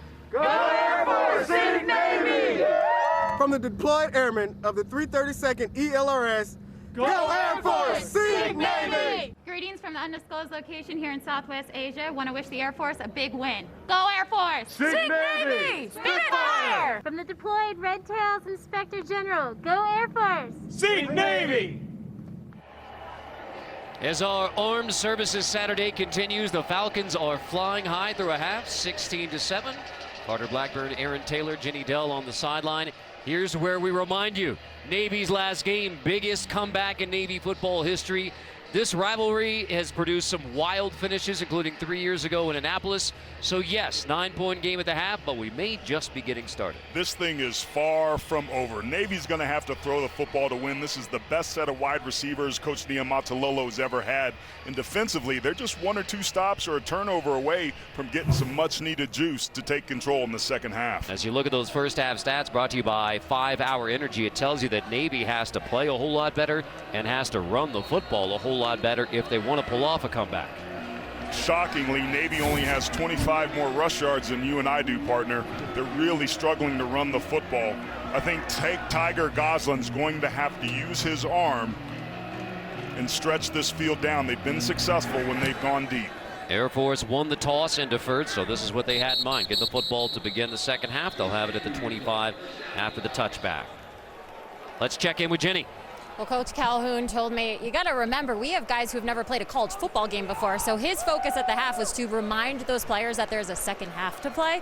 He also said that at this time they're going to stick with Daniels because they're playing the high hand. Now, the quarterback situation with Navy, still in question. I asked if we could expect to see Airline at all in the second half. Coach said, we're not quite sure yet. But he said, against a service academy, you need to find adjustments quickly to be effective. So the focus now is to settle down on defense, guys.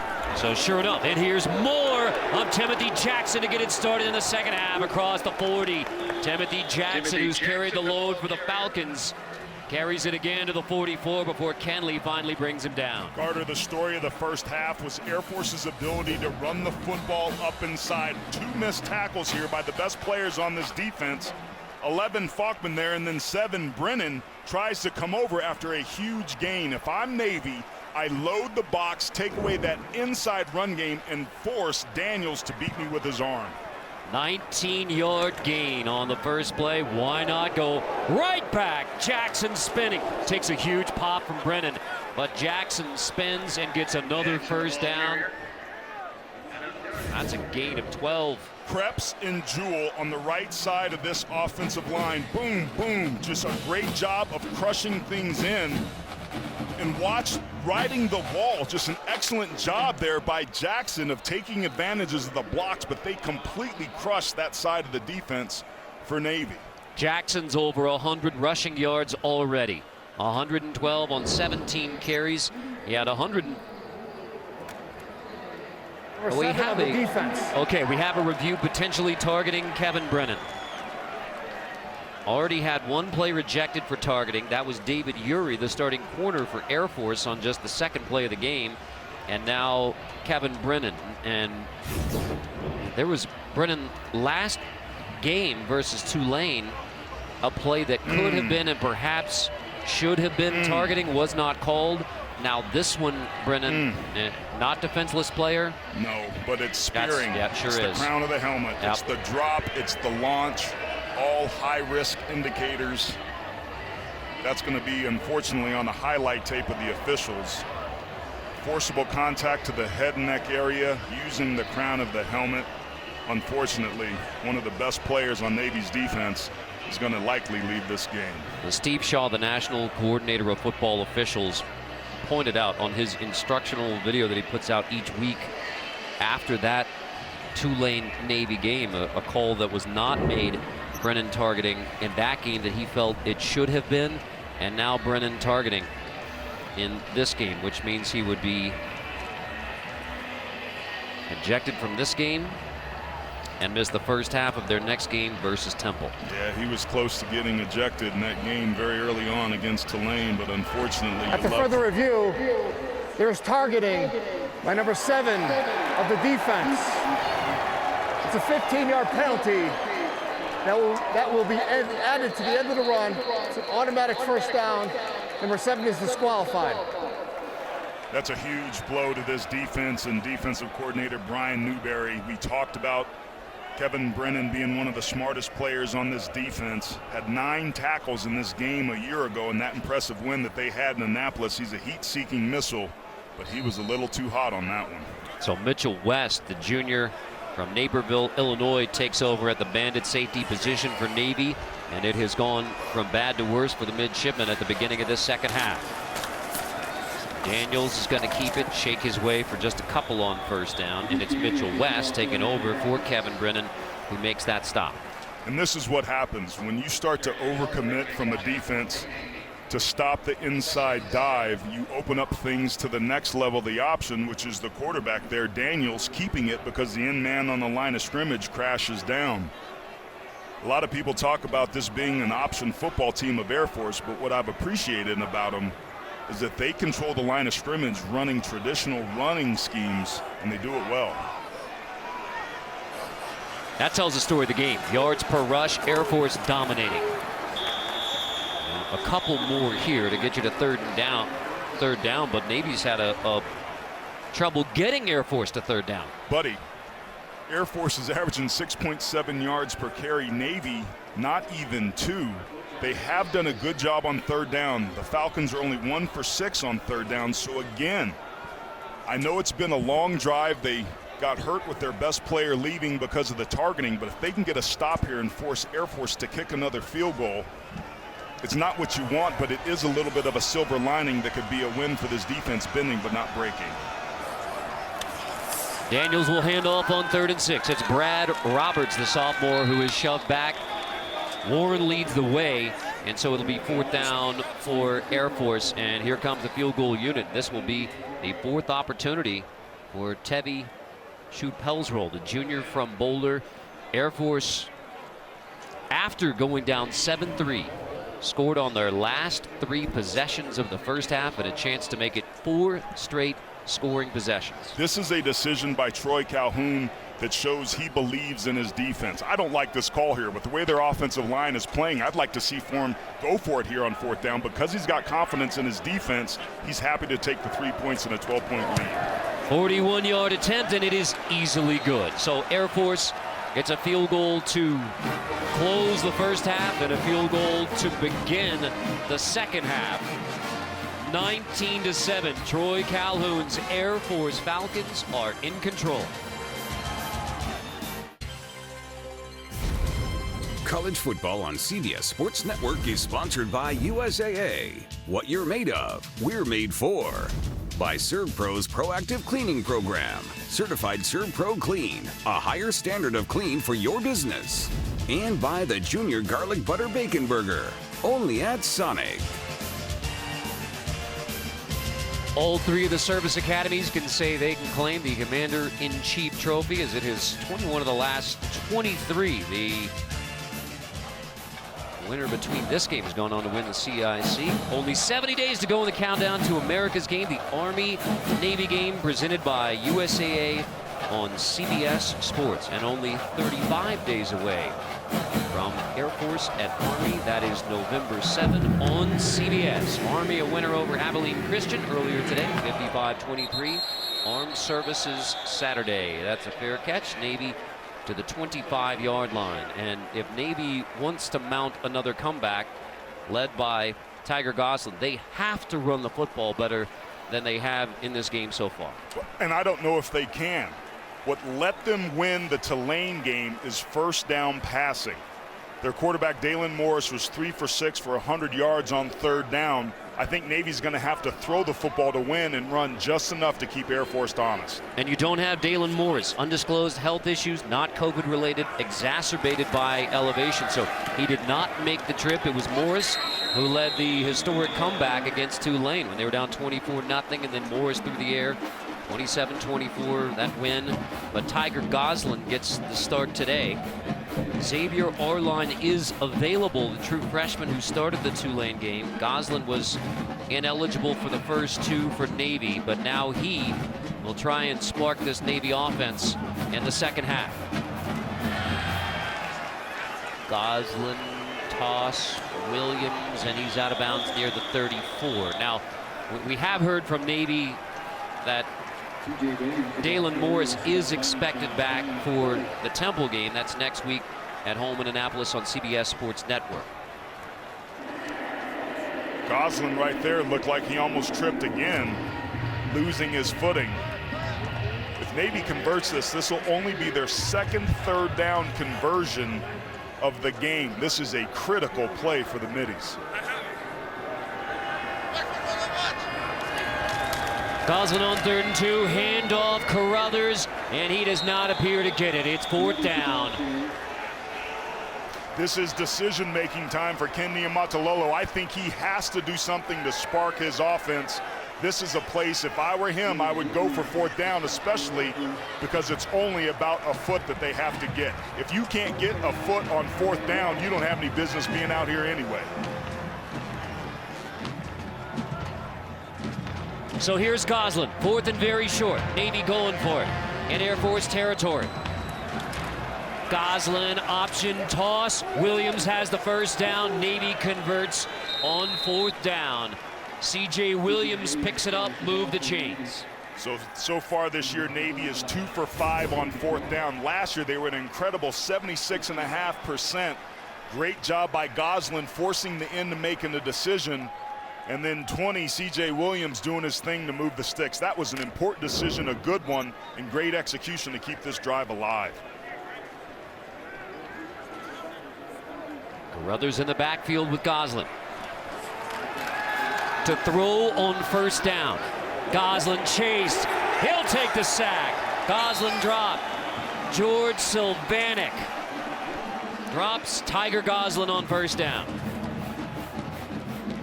Lost yardage plays are the kryptonite to the option offense, but credit the secondary of Air Force. All these young players know where to go.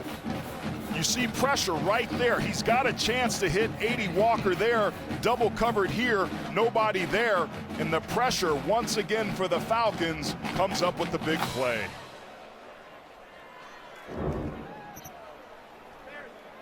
Loss of 7, 2nd and 17. Gosselin's going to have to throw again. Over the middle, and it's incomplete. That should have been pass interference. And the receiver fell down, and it was Matthews, the intended receiver, got tangled up with Palm. You thought it should have been pass interference. It looked like it with the naked eye. I didn't see the start of the play. I just saw the result. Man. Can't really see from that angle, but it certainly looked like feet got tangled. It looked like it was another defender, Goff, who may have tripped the intended receiver, Matthews. But either way, it is 3rd and 17. So after the 4th down conversion, Navy is backed into 3rd and long. And you're looking for something to at least get you to the 45 to give you a 4th down option. Navy has not won here since 2012. It's the last road win in this series, and they have not played well offensively here in Colorado Springs. So this is continuing a trend, and it is timeout for the Midshipmen.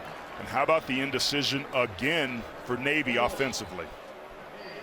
The last 2 trips to Air Force, 21 points combined, and the 7 on the board. That was on the 73-yarder. Navy needs a spark, facing 3rd and long, down by 12.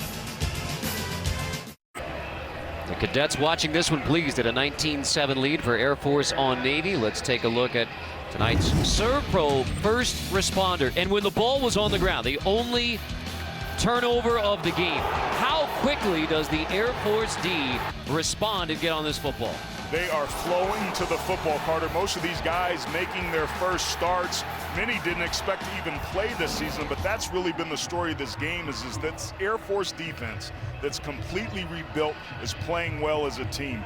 Parker Noren played in 7 games last year, had only 10 tackles, but he's been huge here. They don't have a player on defense that's got more than 5 tackles. It's been a total team effort. And now Navy facing 3rd and 17 against that Air Force D. Goslin, handoff, Carruthers straight up the gut and shoved back after a minimal gain on 3rd and long. And it's Sylvanik who had the sack, who gets the stop. 4th down, and no chance for Navy to go for it on 4th down at this point from your own 36.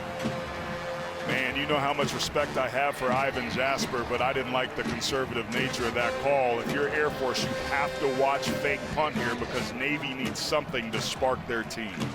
Well, Davies had that 63-yard punt at Tulane that set up the safety in the 3rd quarter. They take that as well. And didn't get it. Short punt, pretty good roll. Out of bounds just inside the 25. And in a limited possession game, yes, there's 8:04 to go in the 3rd. Not dark yet, but it's getting there for Navy. Next Saturday, the Midshipmen back at home to take on Temple, 6 o'clock Eastern time on the 24-hour home of CBS Sports. And you figure Cameron Kenley will get more chances to defend the pass as we take a look at tonight's player profile, brought to you by Rogue Fitness, one of the truly outstanding young men in our nation. Cameron Kenley, the class president, the senior from Memphis, Tennessee for the Navy Midshipmen. Tell you what, it's rare that I'm impressed with a young man, but I got to tell you, number 3 really blew us away on the call. Just a young, personable guy, but just the way that he plays the game. We talked about it earlier, that interception at the end of the first half against Tulane really sparked it. Wants to go and be an intelligence officer in the Navy. They could sure use that here on this drive. Receives his service assignment November 12. Credits his grandfather, Lynn Reed, who was retired Navy, with beginning his journey in the Navy. Let's check in with Jenny Dell. Yeah, and speaking with Kinley, I asked him about that last game against Tulane and what rallied the comeback, and he said it was the morale on the sideline that changed. He said we were down, everyone was hanging their heads, it was lifeless. He said at halftime, no one pointed fingers. We knew what we needed to do and keep those spirits up. So guys, I expected a rejuvenated sideline over here, but I gotta be honest, and they seem quite disengaged on this sideline. There's very little energy going on with Navy. Now, Jenny, we agree from exactly what you're seeing on your screen. I mean, it's deflated right now for the Mids. Daniel's going to hand off. That is Caden Rinsberg, who takes it to the 39-yard line to move the chains. And now Air Force with a 12-point lead. And I mean, in a normal football game, you would say, all right, 12 points, 7 minutes to go, plus in the 3rd. But this is not a normal football game. Possession in these teams, these programs are built to keep an eye on that clock, to keep an eye on possession, and start counting down to a win. So Air Force needs to be careful and not get too conservative. They started this drive with a pass on 1st down. Those are the things you want to see, and Navy's got to be careful and play disciplined here, but they need to get a turnover or something to get some juice back. Zeke Daniels, you can see they take it all the way down to 3 on the play clock, and then Daniels goes across the 50, rolling. Zeke Daniels is executing the Falcon offense to near perfection right now. That time there was nobody on the perimeter for Navy's defense. They all responded inside to the fullback dive as unfortunately, that's Evan Falkman, the other safety. They've already lost Kevin Brennan to the targeting penalty. This would be the second best player on this defense that's down on the ground right now. And Brian Newberry, the defensive coordinator, saying I trust those 2 safeties unlike any 2 defensive players I've ever had. And now Brennan is gone, and he will miss the first half of the Temple game as well because of targeting. And Falkman down with getting tangled up, looks like, with another of his teammates. Yeah, he won the Blue Collar Award for that Tulane game, just demonstrating consistency and executing his assignment, and that unfortunately looked to be friendly fire there.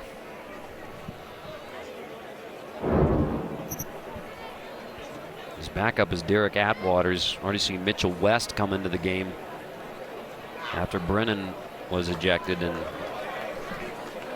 for Brian Newberry and for Navy. And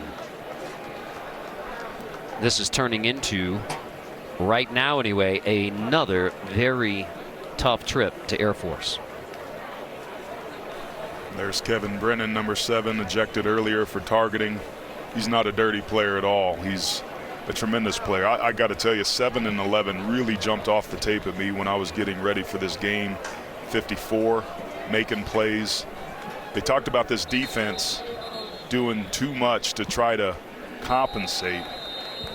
You know, this is a change in the college football rules that when you get ejected for targeting, you don't have to go to the locker room anymore. You can stay on the sideline. I think it's a very good adjustment from the rules committee.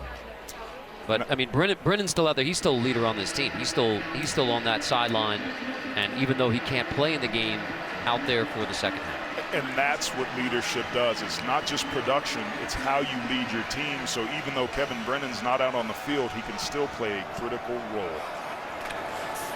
Roberts on 1st and 10. He's dropped. Nothing going there. Nice. Warren leads the way. Carter, here's Kevin Brennan earlier talking to Mitchell West, number 6, his replacement. But this is the benefit. So credit to the coaches and the rules committee for making that change. An ejection or disqualification doesn't mean that you have to leave the field of play, and I applaud them for that decision, for what we just saw there.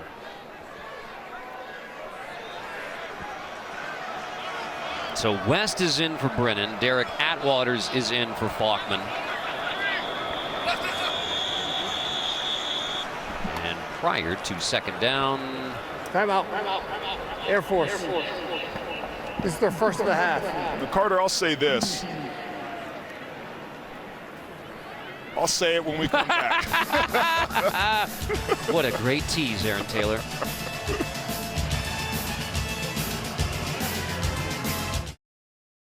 This is Scott Kelly, class of 1996, commanding officer on board the USS Essex. Hey, Rafael Peralta. Thanks, Essex. This is Commander Chuck Billa, class of 2001 of USS Rafael Peralta. Over to you, Fitzgerald. Thanks, shipmate. This is Commander Scott Wilbur on board USS Fitzgerald. On behalf of the Fighting Fits, all of our teammates here at Pier 7 Naval Base San Diego, we only have one thing to say. Go Navy! Be Air Force! You talk about communication and execution. Well done. Well done. Now, Aaron, you wanted to say something as well. The fact that that timeout actually helps Navy regroup, catch their breath. They won first down. They've got to put a couple good stops here back to back to get this ball back, because they're quickly running out of time. Air Force has scored on 4 straight possessions. Jackson pushing his way, loose football, and it looks like Air Force is back on top. Indeed they are. There's a player down as well. It was Patterson who gets back on top. This was the exact sort of opportunity that Navy needed to be able to capitalize on. Jackson, who's been running the football beautifully today, coughs it up. But he got some home cooking, and it bounces right into the arms of the waiting Patterson.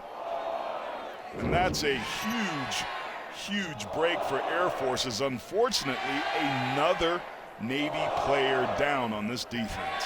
And we will wait to confirm. Oh man, that's Fago. Sure is. That's your three leaders of your defense have all gone down. Brennan targeting, Falkman went down. This is Fago in the middle, and Saipaia, the nose guard, went out on the second play of the game. Oh, you see the knee to the back of the head, and his head snapped violently forward, and he immediately grabs the front of the head, which is where the impact would be from a hit like that. Oh man, this dude had 12 tackles last year in this game, that incredible win that they had in Annapolis. The leading tackler last season had 100, and he was really the catalyst for that second half turnaround versus Tulane. Dropped an interception but got a sack right after Kevin Brennan got a pass breakup. But there was a play on the first drive where Tulane was driving where he got on his horse, and the effort that he gave to get the ball carrier out at the 2-yard line was impressive. I noticed it immediately, and if he can't come back into this ball game, that's going to be a big blow for Navy. See Navy there huddled up and talking. You love to see that. That's when you need your leaders to step up. You see number 3 there, Michael Cooper. They have to find a way to get him a ball. He's a FBS receiver that can start at almost any other team in the American Conference. So when they get this ball back, they need players like him. But right now the concern is for the best playmaker and the leading tackler from 2019 being tended to on the sideline. Nicholas Straw takes over at the Mike linebacker position for Navy. Next man up, improvise, adapt, and overcome. So instead of Falkman, Brennan, and Fago, you have Atwaters, West, and Straw. With Pearson at nose guard. Air Force keeps rolling. 3rd and 5. Stop the dive. Instead the toss. Rimsberg on the edge, driven back. Marshall gets the big stop on Caden Rimsberg, forcing 4th down. Mitchell West, the backup for Kevin Brennan, did an excellent job of breaking on that football so that John Marshall, the striker, could come in and finish the deal. Look at 6 there, sets the edge, turns it back, and that's the pursuit. That's a hell of a play by Navy. That's the stop they needed. Now it's up to their offense to get things going. Carter, with 3:51 in the 3rd quarter, they've got 3, maybe 4 possessions on offense the rest of this game. Carlson gets it off. Backs up a little bit, so there's a break for Navy. They'll get it inside the 20, but not pinned back, and that is the first time since the first quarter that Air Force has not scored on an offensive possession. Well, for Tiger Goslin, announces the Navy starting quarterback less than an hour before kickoff. It was a good start, but it has not all been good for Tiger. Yeah, the turnover that led to 3 Air Force points certainly didn't help, but pushing the ball down the field vertically is something that he did well, but this is an unforced error, just turns it over, and that swarming defense for Air Force gets on it. But I'll say this, the problem with Navy's offense isn't the quarterback, it's the offensive line and lack of running game. Goslin gonna keep it, but there you go. Nothing doing there for Goslin, and it's Grant Donaldson, the one returning starter on defense for Air Force, who makes the stop. And Aaron, we were counting up possessions. I mean, you figure at this point, Navy 3, maybe 4 possessions left in this football game, even at this point, as Fago slowly makes his way towards the locker room here at Falcon Stadium. This is the 8th drive for Navy. 3 of those were 3 and outs. They've got to put something together here. So Goslin dropping back, pumps and throws, incomplete. Trying to get the big one through the air. Incomplete, intended for C.J. Williams. Armed Forces Football is proudly sponsored by USAA. So what we've seen on 3rd down from Air Force is an aggressive blitzing defense. Defensive coordinator John Rudzinski is doing an excellent job calling this game. His players are responding. This offensive line for Navy, who Coach Ken Niemann congratulated and complimented on their ability to pass protect, needs to probably do so here. Only one third down conversion complete, and there's the second third down conversion for Navy. Finally moving the chains, it's Warren, the junior. Erickson makes the stop. And if you're Navy and Ivan Jasper, I almost wouldn't huddle up here. Maybe hit the gas pedal and try to use tempo to your advantage, but this is a beautiful job by Goslin, stepping, putting the ball where it needs to be, and Chance Warren, the slot back, doing the rest. And another reminder, Dalen Morris, who led the comeback against Tulane, did not make the trip for Navy, so he's not coming off the bench to lead another comeback. It's Tiger Goslin, pressured all the way back at the 20. Goslin gets rid of it, and it is complete. Nice job by Warren to come back from the football and make the grab. Trawick applies the pressure. Carter, remember at the beginning of the game where they tried to sneak somebody out here? Watch what happens this time. This is his primary read. Goslin wants to go there, but look what Air Force does. They bracket him. Nobody is open, nowhere to go with the football. Goslin has to bail to avoid the sack. Then Warren, nice adjustment. Great adjustment. 2nd and 5. Give it to Carruthers. I mean, Navy has not been able to establish that essential piece, the fullback dive, with Carruthers or Nelson Smith. Man, they haven't been able to establish any piece. The dive, the keep, the pitch, the only thing that's worked is the vertical pass game. They've got 37 rush yards. That's only 12 more than they had at halftime, and we've got less than 2 minutes to go in the third quarter. On 3rd and 3, Goslin to throw on 3rd and 3. He's chased. Goslin will take the sack. Terrible play for Navy. You're in 3rd and 3. You know you can go for it again on 4th down. Instead, Goslin sacked by Alec Mock, and he was not the only Falcon at the football. It's a loss of 7. Everybody loses up front. The offensive line, they bring both backers, and it's a jailbreak, but everybody's covered back here. There's nowhere for him to go with the football. Another win on 3rd down for Air Force. So the Navy D finally stops the Falcons, and the Mids can do nothing with it on offense. In the final minute of the 3rd quarter, Navy punts again. Peterson's got it at the 25, and he's down right there. 36 seconds before the 4th quarter, and Air Force is in command with a 19-7 lead and the football. Carter, that was a 6-play, 14-yard drive that ties for the 2nd longest drive of the game by Navy.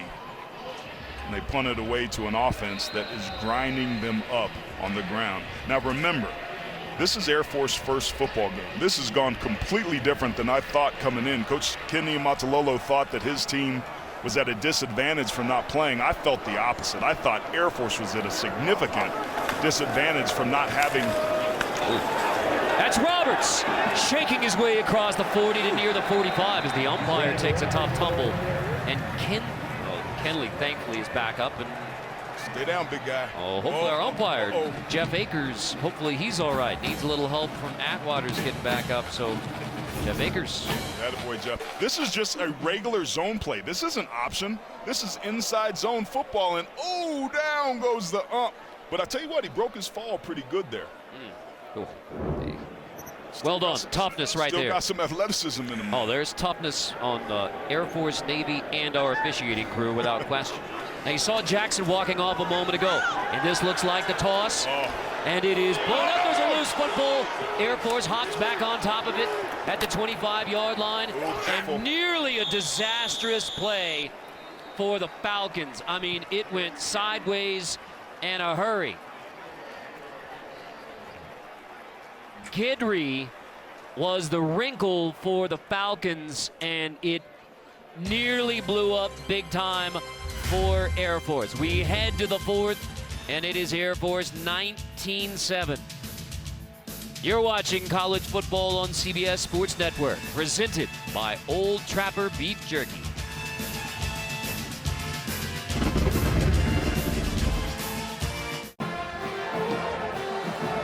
Navy led this game 7-3, and the Midshipmen have not scored since. 19-7 Air Force on Navy as we begin the 4th quarter. Let's take a look at tonight's QB comparison brought to you by Sonic.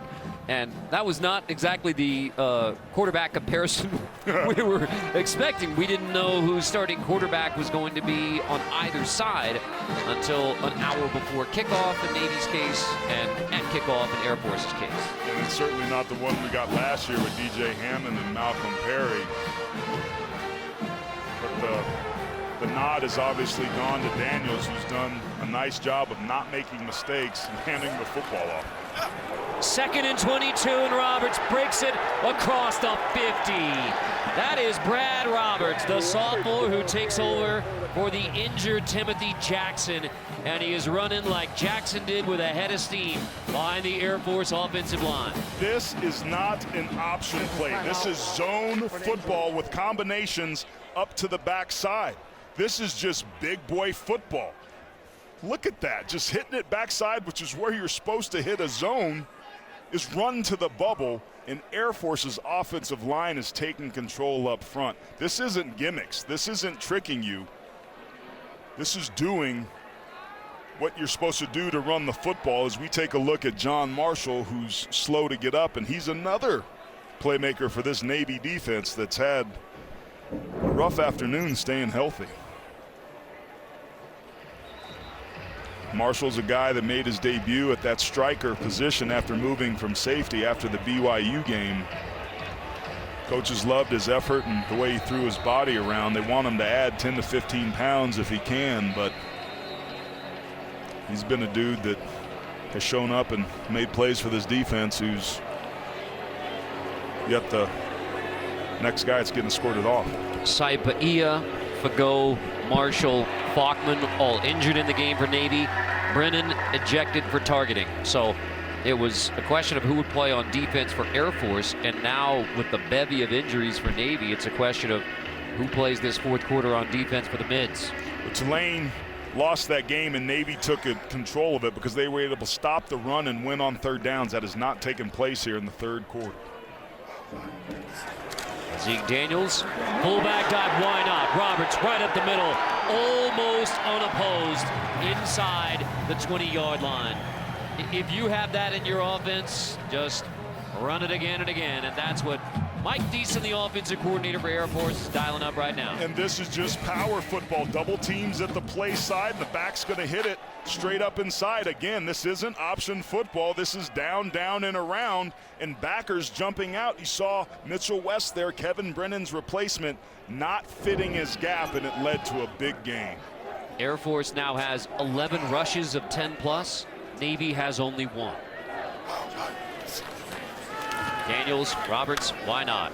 Stopped this time by Tuateli, the Will linebacker, the sophomore, but Air Force is grinding into the red zone again. Tonight's red zone brought to you by Verizon. 3 trips, only 1 touchdown, those 2 field goals, but again, it was 4 straight scoring drives for Air Force that allowed them, and one of those red zone trips at the end of the first half, where you're dealing with halftime and take the 3 anyway. One area that Navy's done a good job of is forcing Air Force to kick field goals.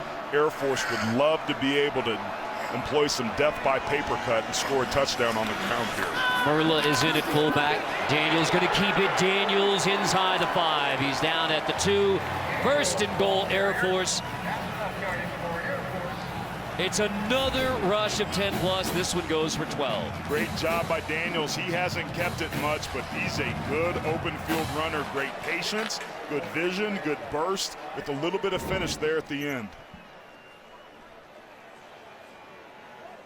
I bet you were a patient running back in high school. Running away? That says it all. That's the game.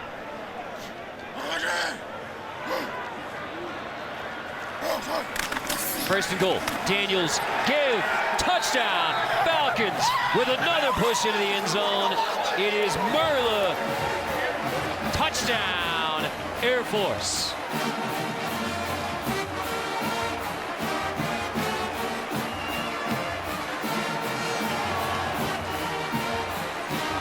That's the drive that Air Force needed in a game like this with limited possessions. That's the difference maker. The 2 best offensive linemen on this team, the 2 returners, absolutely crush that side of the defense. and then 32 using power punches it in for what could be the final blow unless Navy can get something going. Jackson, then Roberts, and now Merla, the fullbacks for Air Force behind that dominant offensive line. Falcons rocket in the fourth.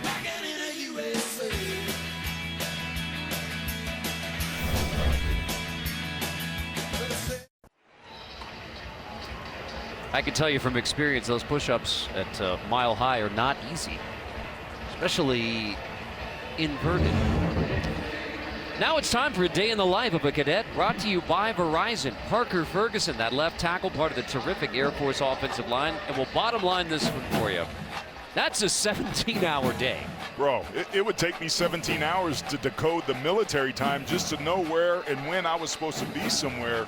But just a little glimpse into the requirements and responsibilities of Parker Ferguson and the rest of his teammates. He was one of the two players there that did an excellent job for that last touchdown. Nolan Loffenberg, number 66, an NFL prospect being the other.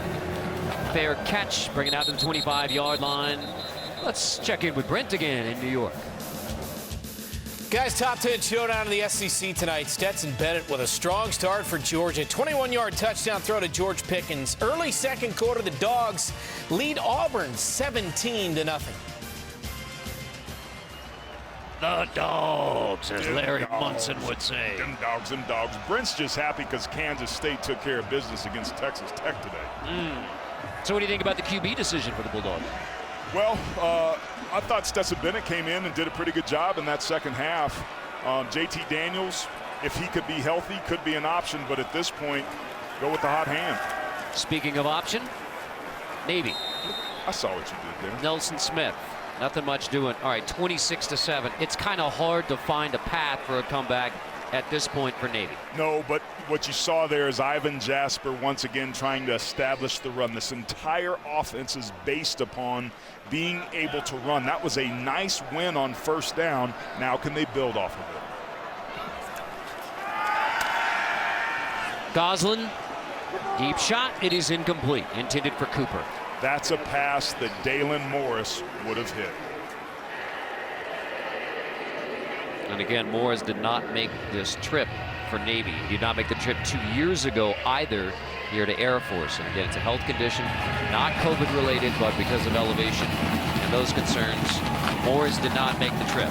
And that's the problem. If you don't have a quarterback that can throw accurately, you can't get guys like Michael Cooper involved. On 3rd and 6, Goslin Chase just has to heave it downfield, and it's incomplete. Navy's in 4th down. Parker Noren gets the pressure on Goslin again. If you're Navy, you almost have to think about going for this here right now.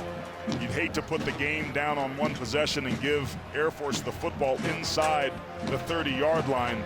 But tick, tick, tick, they're running out of time. This is a must-have conversion for Navy. Mids going for it on 4th and 6. Inside your own 30. Throw it up to one of those big receivers and let them try to make a play. Heavy pressure on 4th down. Goslin over the middle. It's tipped, and it's another 4th down stop for the Falcons. They take over with 11:26, and the feel of the Falcons closing in on a win against Navy. It would be the 9th straight win for Air Force. Grant Donaldson, the MVP of the Cheez-It Bowl, got his big left hand up on that paw, and it's the second turnover of downs of the game for this Air Force defense, and a huge one at that. Watch 30 right there in the middle. Boom!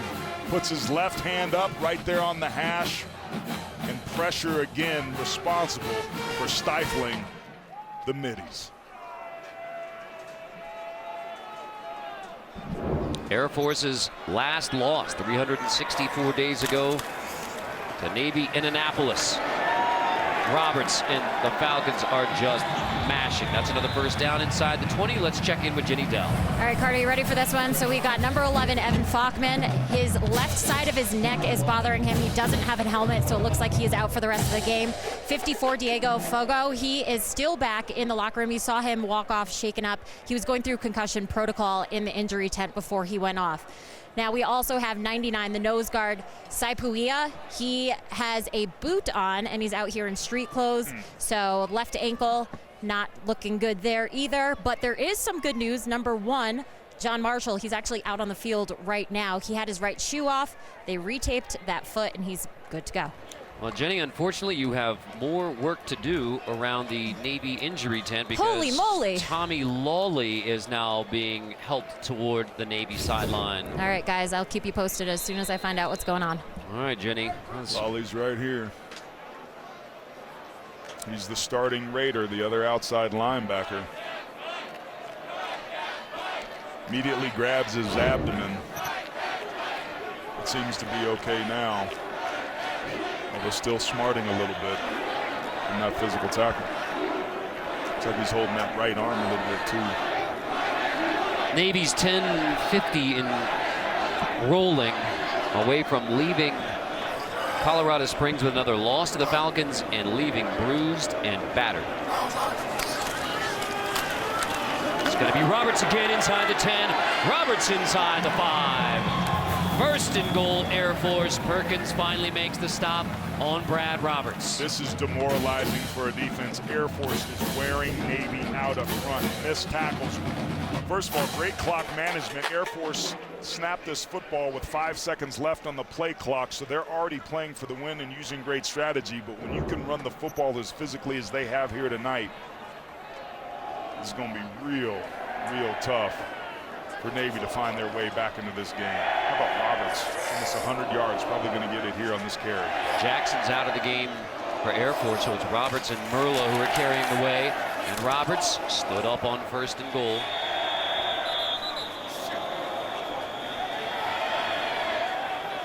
This is Air Force's first live football game with over 30 players that were eligible on last season's roster to return and were expected to play this season, but because of turnbacks, they're not here, and they've still cranked out 330 rushing yards behind an offensive line that only returns 2 players.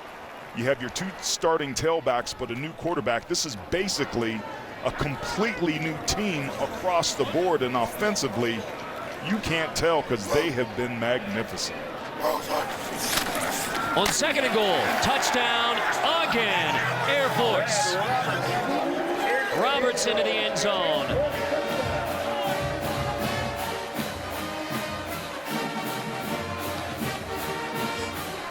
The Falcons with red tails on their jersey today to honor the Tuskegee Airmen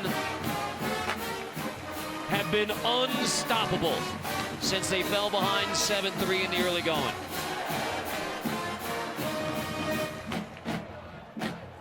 A year after the Falcons won 11 games in their last 8 of 2019.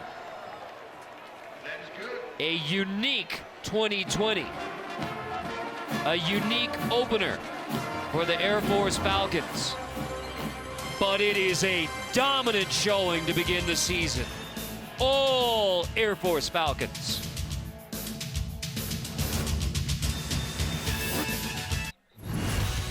The story of this game has been the Falcons' running game. It's been fast, it's been physical, it's been furious for most of this game. This is the first time that they've had any physical live contact. And even though Navy's been doing the best they can, it's been the physicality and the yards after contact running behind an extremely physical offensive line that is very likely going to earn the victory for these Falcons. I am so impressed with what these guys have done. The offensive coordinator, Mike Thiessen, and offensive line coach, Steve Labotsky, have to feel good about what they've done here tonight because they have worn Navy out. 7 yards per rush.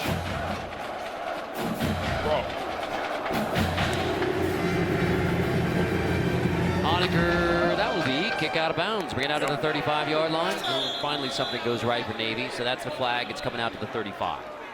Good job by Michael Cooper or Chance Warren there. Rule, the ball will be placed on the 35-yard line. First down, Navy. We talked about the keys to the game earlier. The offense, ball security, 1 fumble lost, but the inability to run really hurt Navy today. The defense to get 6, 2 3-and-outs, 0 fourth down stops, no takeaways. That didn't get it done. For Air Force, avoid the catastrophe. No turnovers, only 1 sack allowed, but they ran the football extremely effectively. Defensively, survived the downfield throws. Only 2 pass plays of 15-plus yards. They've done an excellent, excellent job on that side of the ball as Navy has a new quarterback coming in under center. Masai Maynard, the sophomore from New Brunswick, New Jersey. So we've seen Perry Olson, Dalen Morris, Xavier Arline, Tiger Goslin, and now Masai Maynard at quarterback for Navy. And we're 3 games into the season for the Mids. We opened the game talking about the last time they started 3 different quarterbacks in 3 games was 1992. This is an offense looking for answers. Well, Nelson Smith, the carry there. Nelson Smith, the ball. So for Tiger Goslin, it was a valiant start, and it was a 7-3 lead. I mean, the only touchdown of the game is the 73-yard touchdown. But Navy has bigger issues than just quarterback and trying to find a consistent quarterback. Yeah, at least throwing the football. Today's offensive performance wasn't solely on Tiger Goslin. The offensive line just couldn't get anything going. We knew in the first couple games that establishing the run that Navy's used to doing, that's their bread and butters. We have an Air Force defender that's down. It's been really hard for this offense to do. So Tyler Goslin comes in, Dalen Morris not here, to become a pass-heavy offense. We talked to Ivan Jasper, and they sometimes felt like they got too cute. But we'll be back here, folks, in a minute.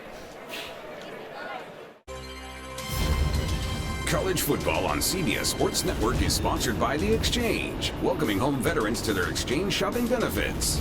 By Rocket Mortgage, for the personalized playbook on home loans, Rocket can. By Navy Federal Credit Union, our members are the mission. And by Kit Kat, have a break, have a Kit Kat. Now here's the wrinkle today at Falcons Stadium. Usually parachute right into the stadium on a beautiful day, but only cadets allowed in the stadium, so parachuting pregame into the parking lot. So the around 4,300 cadets here. That sign was savage. Sure was. Well, the result has been savage. Maynard on the roll, 1st and 10. Toss back across, that was tipped, but still caught. Nice. Good adjustment to the football for Mark Walker to make the grab. I want to talk about these receivers for a second because this is the best set of receivers that Ken Niumatalolo has ever had. We saw Mark Walker there. He's got good speed, natural ability. But him and Michael Cooper are legit wide receiver threats. Soft hand catchers, ability to separate, run crisp routes. Unfortunately, they've been not a part of this offense tonight and been absent because of the quarterback situation. Navy running it, but perhaps too little too late. Nelson Smith. By the way, before we went to break, you saw Joey Woodring, the nose guard, come off, and he was off on his own power. So it's Kalawaya Paskaya who takes over at nose guard for the Falcons. There's a couple backups in there for Air Force, but a lot of these guys need these reps. Maynard pulls it down. Could have been a face mask there too. And there it is. There's the flag. Certainly looked like a face mask. Yep, it's a nice run by that young man, and he's going to keep this drive going. And sometimes you get fresh blood there. Your play calling becomes different. You get a guy that's excited, looking forward to take his advantage. And again, Navy looking for answers. Tiger Goslin has some confidence, got that it factor. His dad's a high school coach, played in 3 different high schools. Face mask. Defense, number 42. Half the distance from the end of the run and an automatic first down. It's Will Trawick, the inside backer there, and a rare miscue by the Falcons defensively. Man, I watching that BYU game, Carter, I was shocked. Like, it was a boat race right out of the gate, and Coach Niamat knew it. He knew it on the sidelines that he had made a mistake. Maynard, it's picked off in the end zone. Taylor's going to bring it back across the 20, across the 30. Taylor with blockers ahead across the 50. Finally brought down by Navy. Corvin Taylor with the end zone INT. The all but seal it. Air Force can start to party now, 33-7 in the fourth. That's just a ball you can't throw. You force it into double coverage. You understand the young man trying to make a play, but as he sets up, he turns. It was a predetermined throw, and he threw into double coverage. And Corvin Taylor made him pay dearly. Thank God Ryan Mitchell gave great effort to make the tackle from behind to prevent the pick six.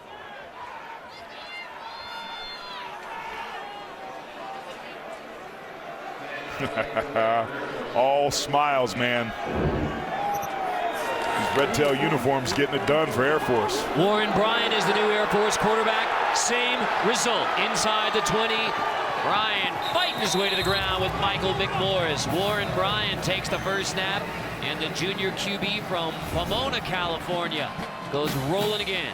This offensive line doing what it does, but these quarterbacks have done an excellent job of running. Did you see the way that he switched the football to his outside hand in the middle of traffic? That's being above the game and making good decisions as a quarterback.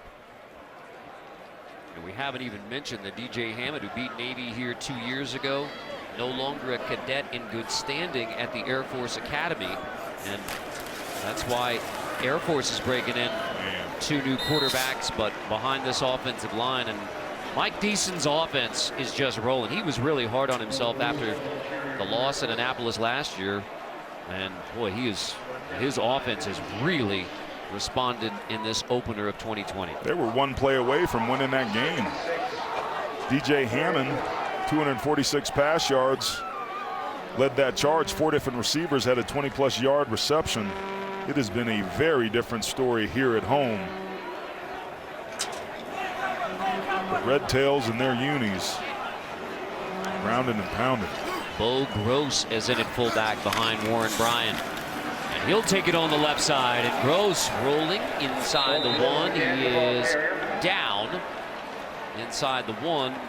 See if it's first down or not, but almost semantics at this point because Air Force is doing whatever it wants against a battered Navy defense. Third down.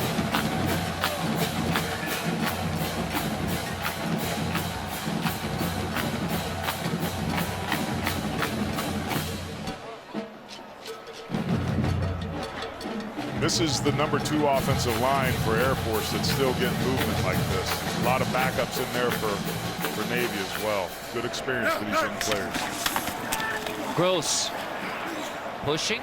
He appears to have the first down. He's short of the goal line, but it will be first and goal.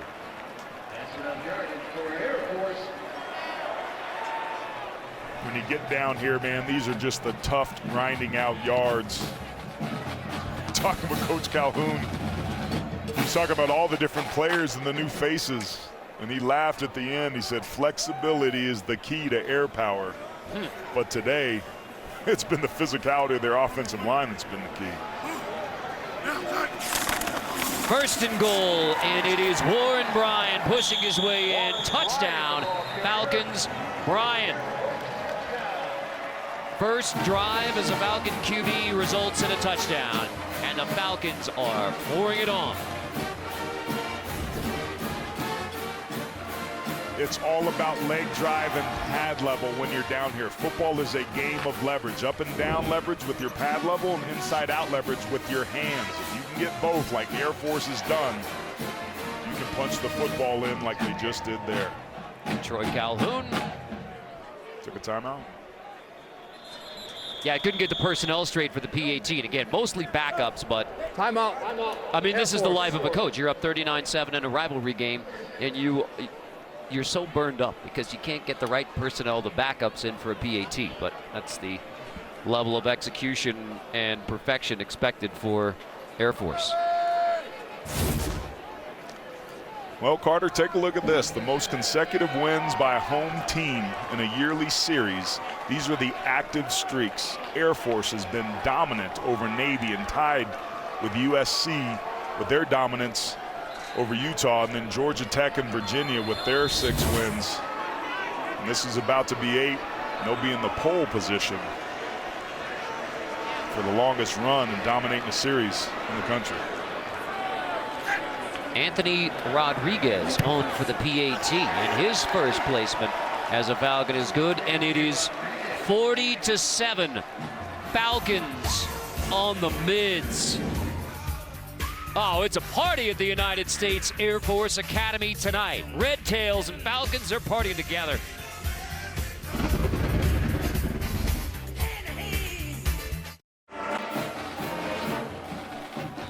Air Force, despite the fact that they had won 8 straight games coming into this one, a home underdog. They have flipped the script, 40-7. Coming up next, inside college football. Brent and wherever everybody else is remotely joining in to wrap up a full day of football, including the wild ending between TCU and Texas. It is coming up next, inside college football. The Air Force Falcons 40-7. Offensive coordinator Mike Thiessen and Troy Calhoun have to be very pleased with what they've seen from the Air Force offense. They averaged only 2 yards per rush last year in this game. 7 yards per rush tonight for the Air Force Falcon offense. Carter, this is the 3rd time in the last 9 meetings that Air Force has had a 300-yard rushing game versus Navy. Touchback to the 25-yard line. Armed Forces football is proudly supported by Verizon. I played against both of these teams when I was in college, and I got to tell you, I have immense respect for both of these players. We're going to see a new quarterback under center, Xavier Arline, coming in. He was the guy that started early on in the season and took the position from Dalen Morris, who then got benched himself. He's a freshman. He's not a guy that is supposed to be playing, but because of Goslin's absence, he got rolled a little bit earlier than maybe expected.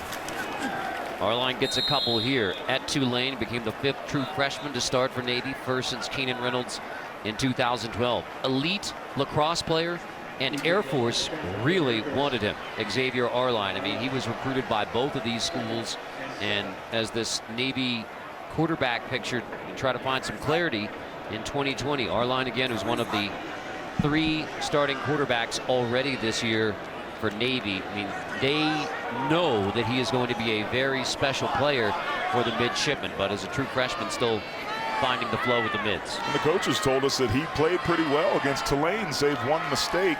He did what they asked him to do, which is operate the offense. Arline's dropped on the edge. Well, where do you go here for Navy? Because, I mean, with what Ivan Jasper told us this week, hey, we tried to be too pretty last time. We felt like we found a flow. You get Dalen Morris back next week versus Temple, but there's a lot of things to fix right now for the Midshipmen. I've been so impressed with Coach Ken Niumatalolo and his team because of the physicality, particularly on the offensive line. The defense with Brian Newberry, guys flying around. But his decision to not hit early on in camp, getting ready for this season, has proved to be just short of catastrophic. Now, he caught it early. They fixed it. They got a couple scrimmages in. They started banging with 9-on-7, which is inside run drill. But football is a sport of physicality, and if you remove that element, particularly in this type of offense, it's really tough to overcome. This is a team that is better than the way that they played through the first 6 quarters in here tonight, but they are going to have to find their way, dig deep, and get back to doing what they do and start with the basics and fundamentals so that they can finish this season up to their potential. Arline to pass on first down, chased. Arline out of the pocket. Get out of bounds and stay healthy. Don't need any more injuries here for Navy. As we talk about Ivan Jasper, offensive coordinator for Navy, now in his 21st season at Navy, the most important update we got from Ivan Jasper this week. Kids are doing well. Jalen, Jaron, and Dallas all doing well. And for the Jasper family, and that is a huge, huge huge lift and a positive note for 2020. Yeah, that was a great way for us to start the interview there when you asked that question, and that was the first thing that was on my mind, just thinking about everything they've been through.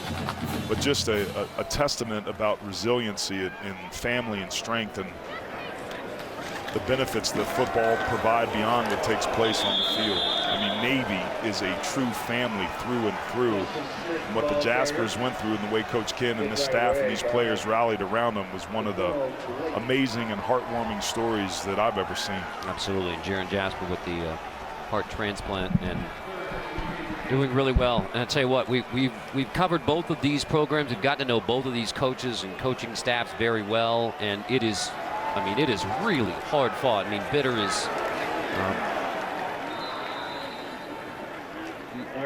almost not too strong a word to say the rivalry, but immense respect between these staffs and programs and from all of us. It's been our pleasure to get to know the service academies, Air Force, Navy, Army, to bring it to you on this Armed Services Saturday.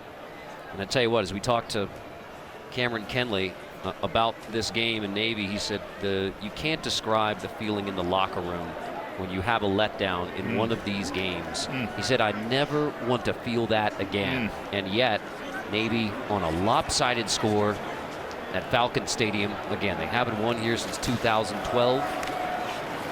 This will make it 8 straight wins for the home team in this series. And Air Force takes another big step in the Commander-in-Chief Trophy Series. Air Force last won the trophy in 2016. Carter, the winner of this game, has won 21 of the last 23 Commander-in-Chief's trophies.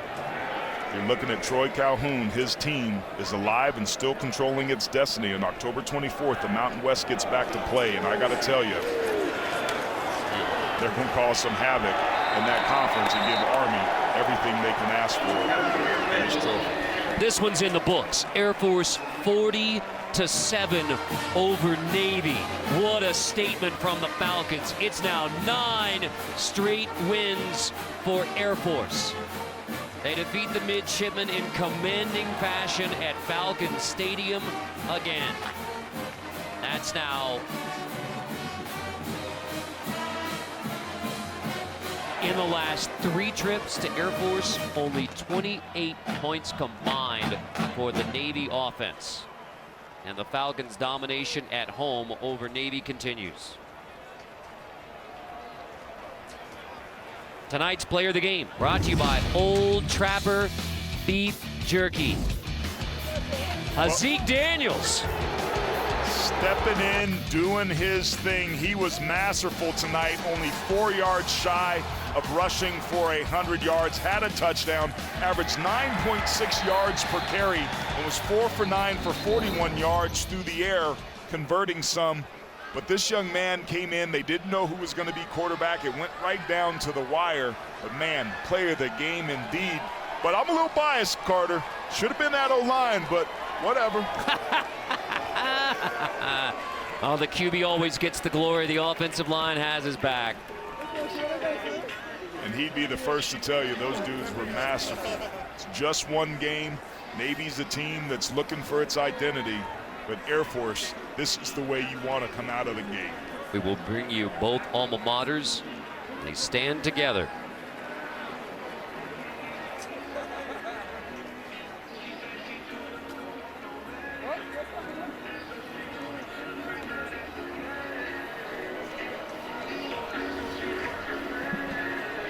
Air Force sings second.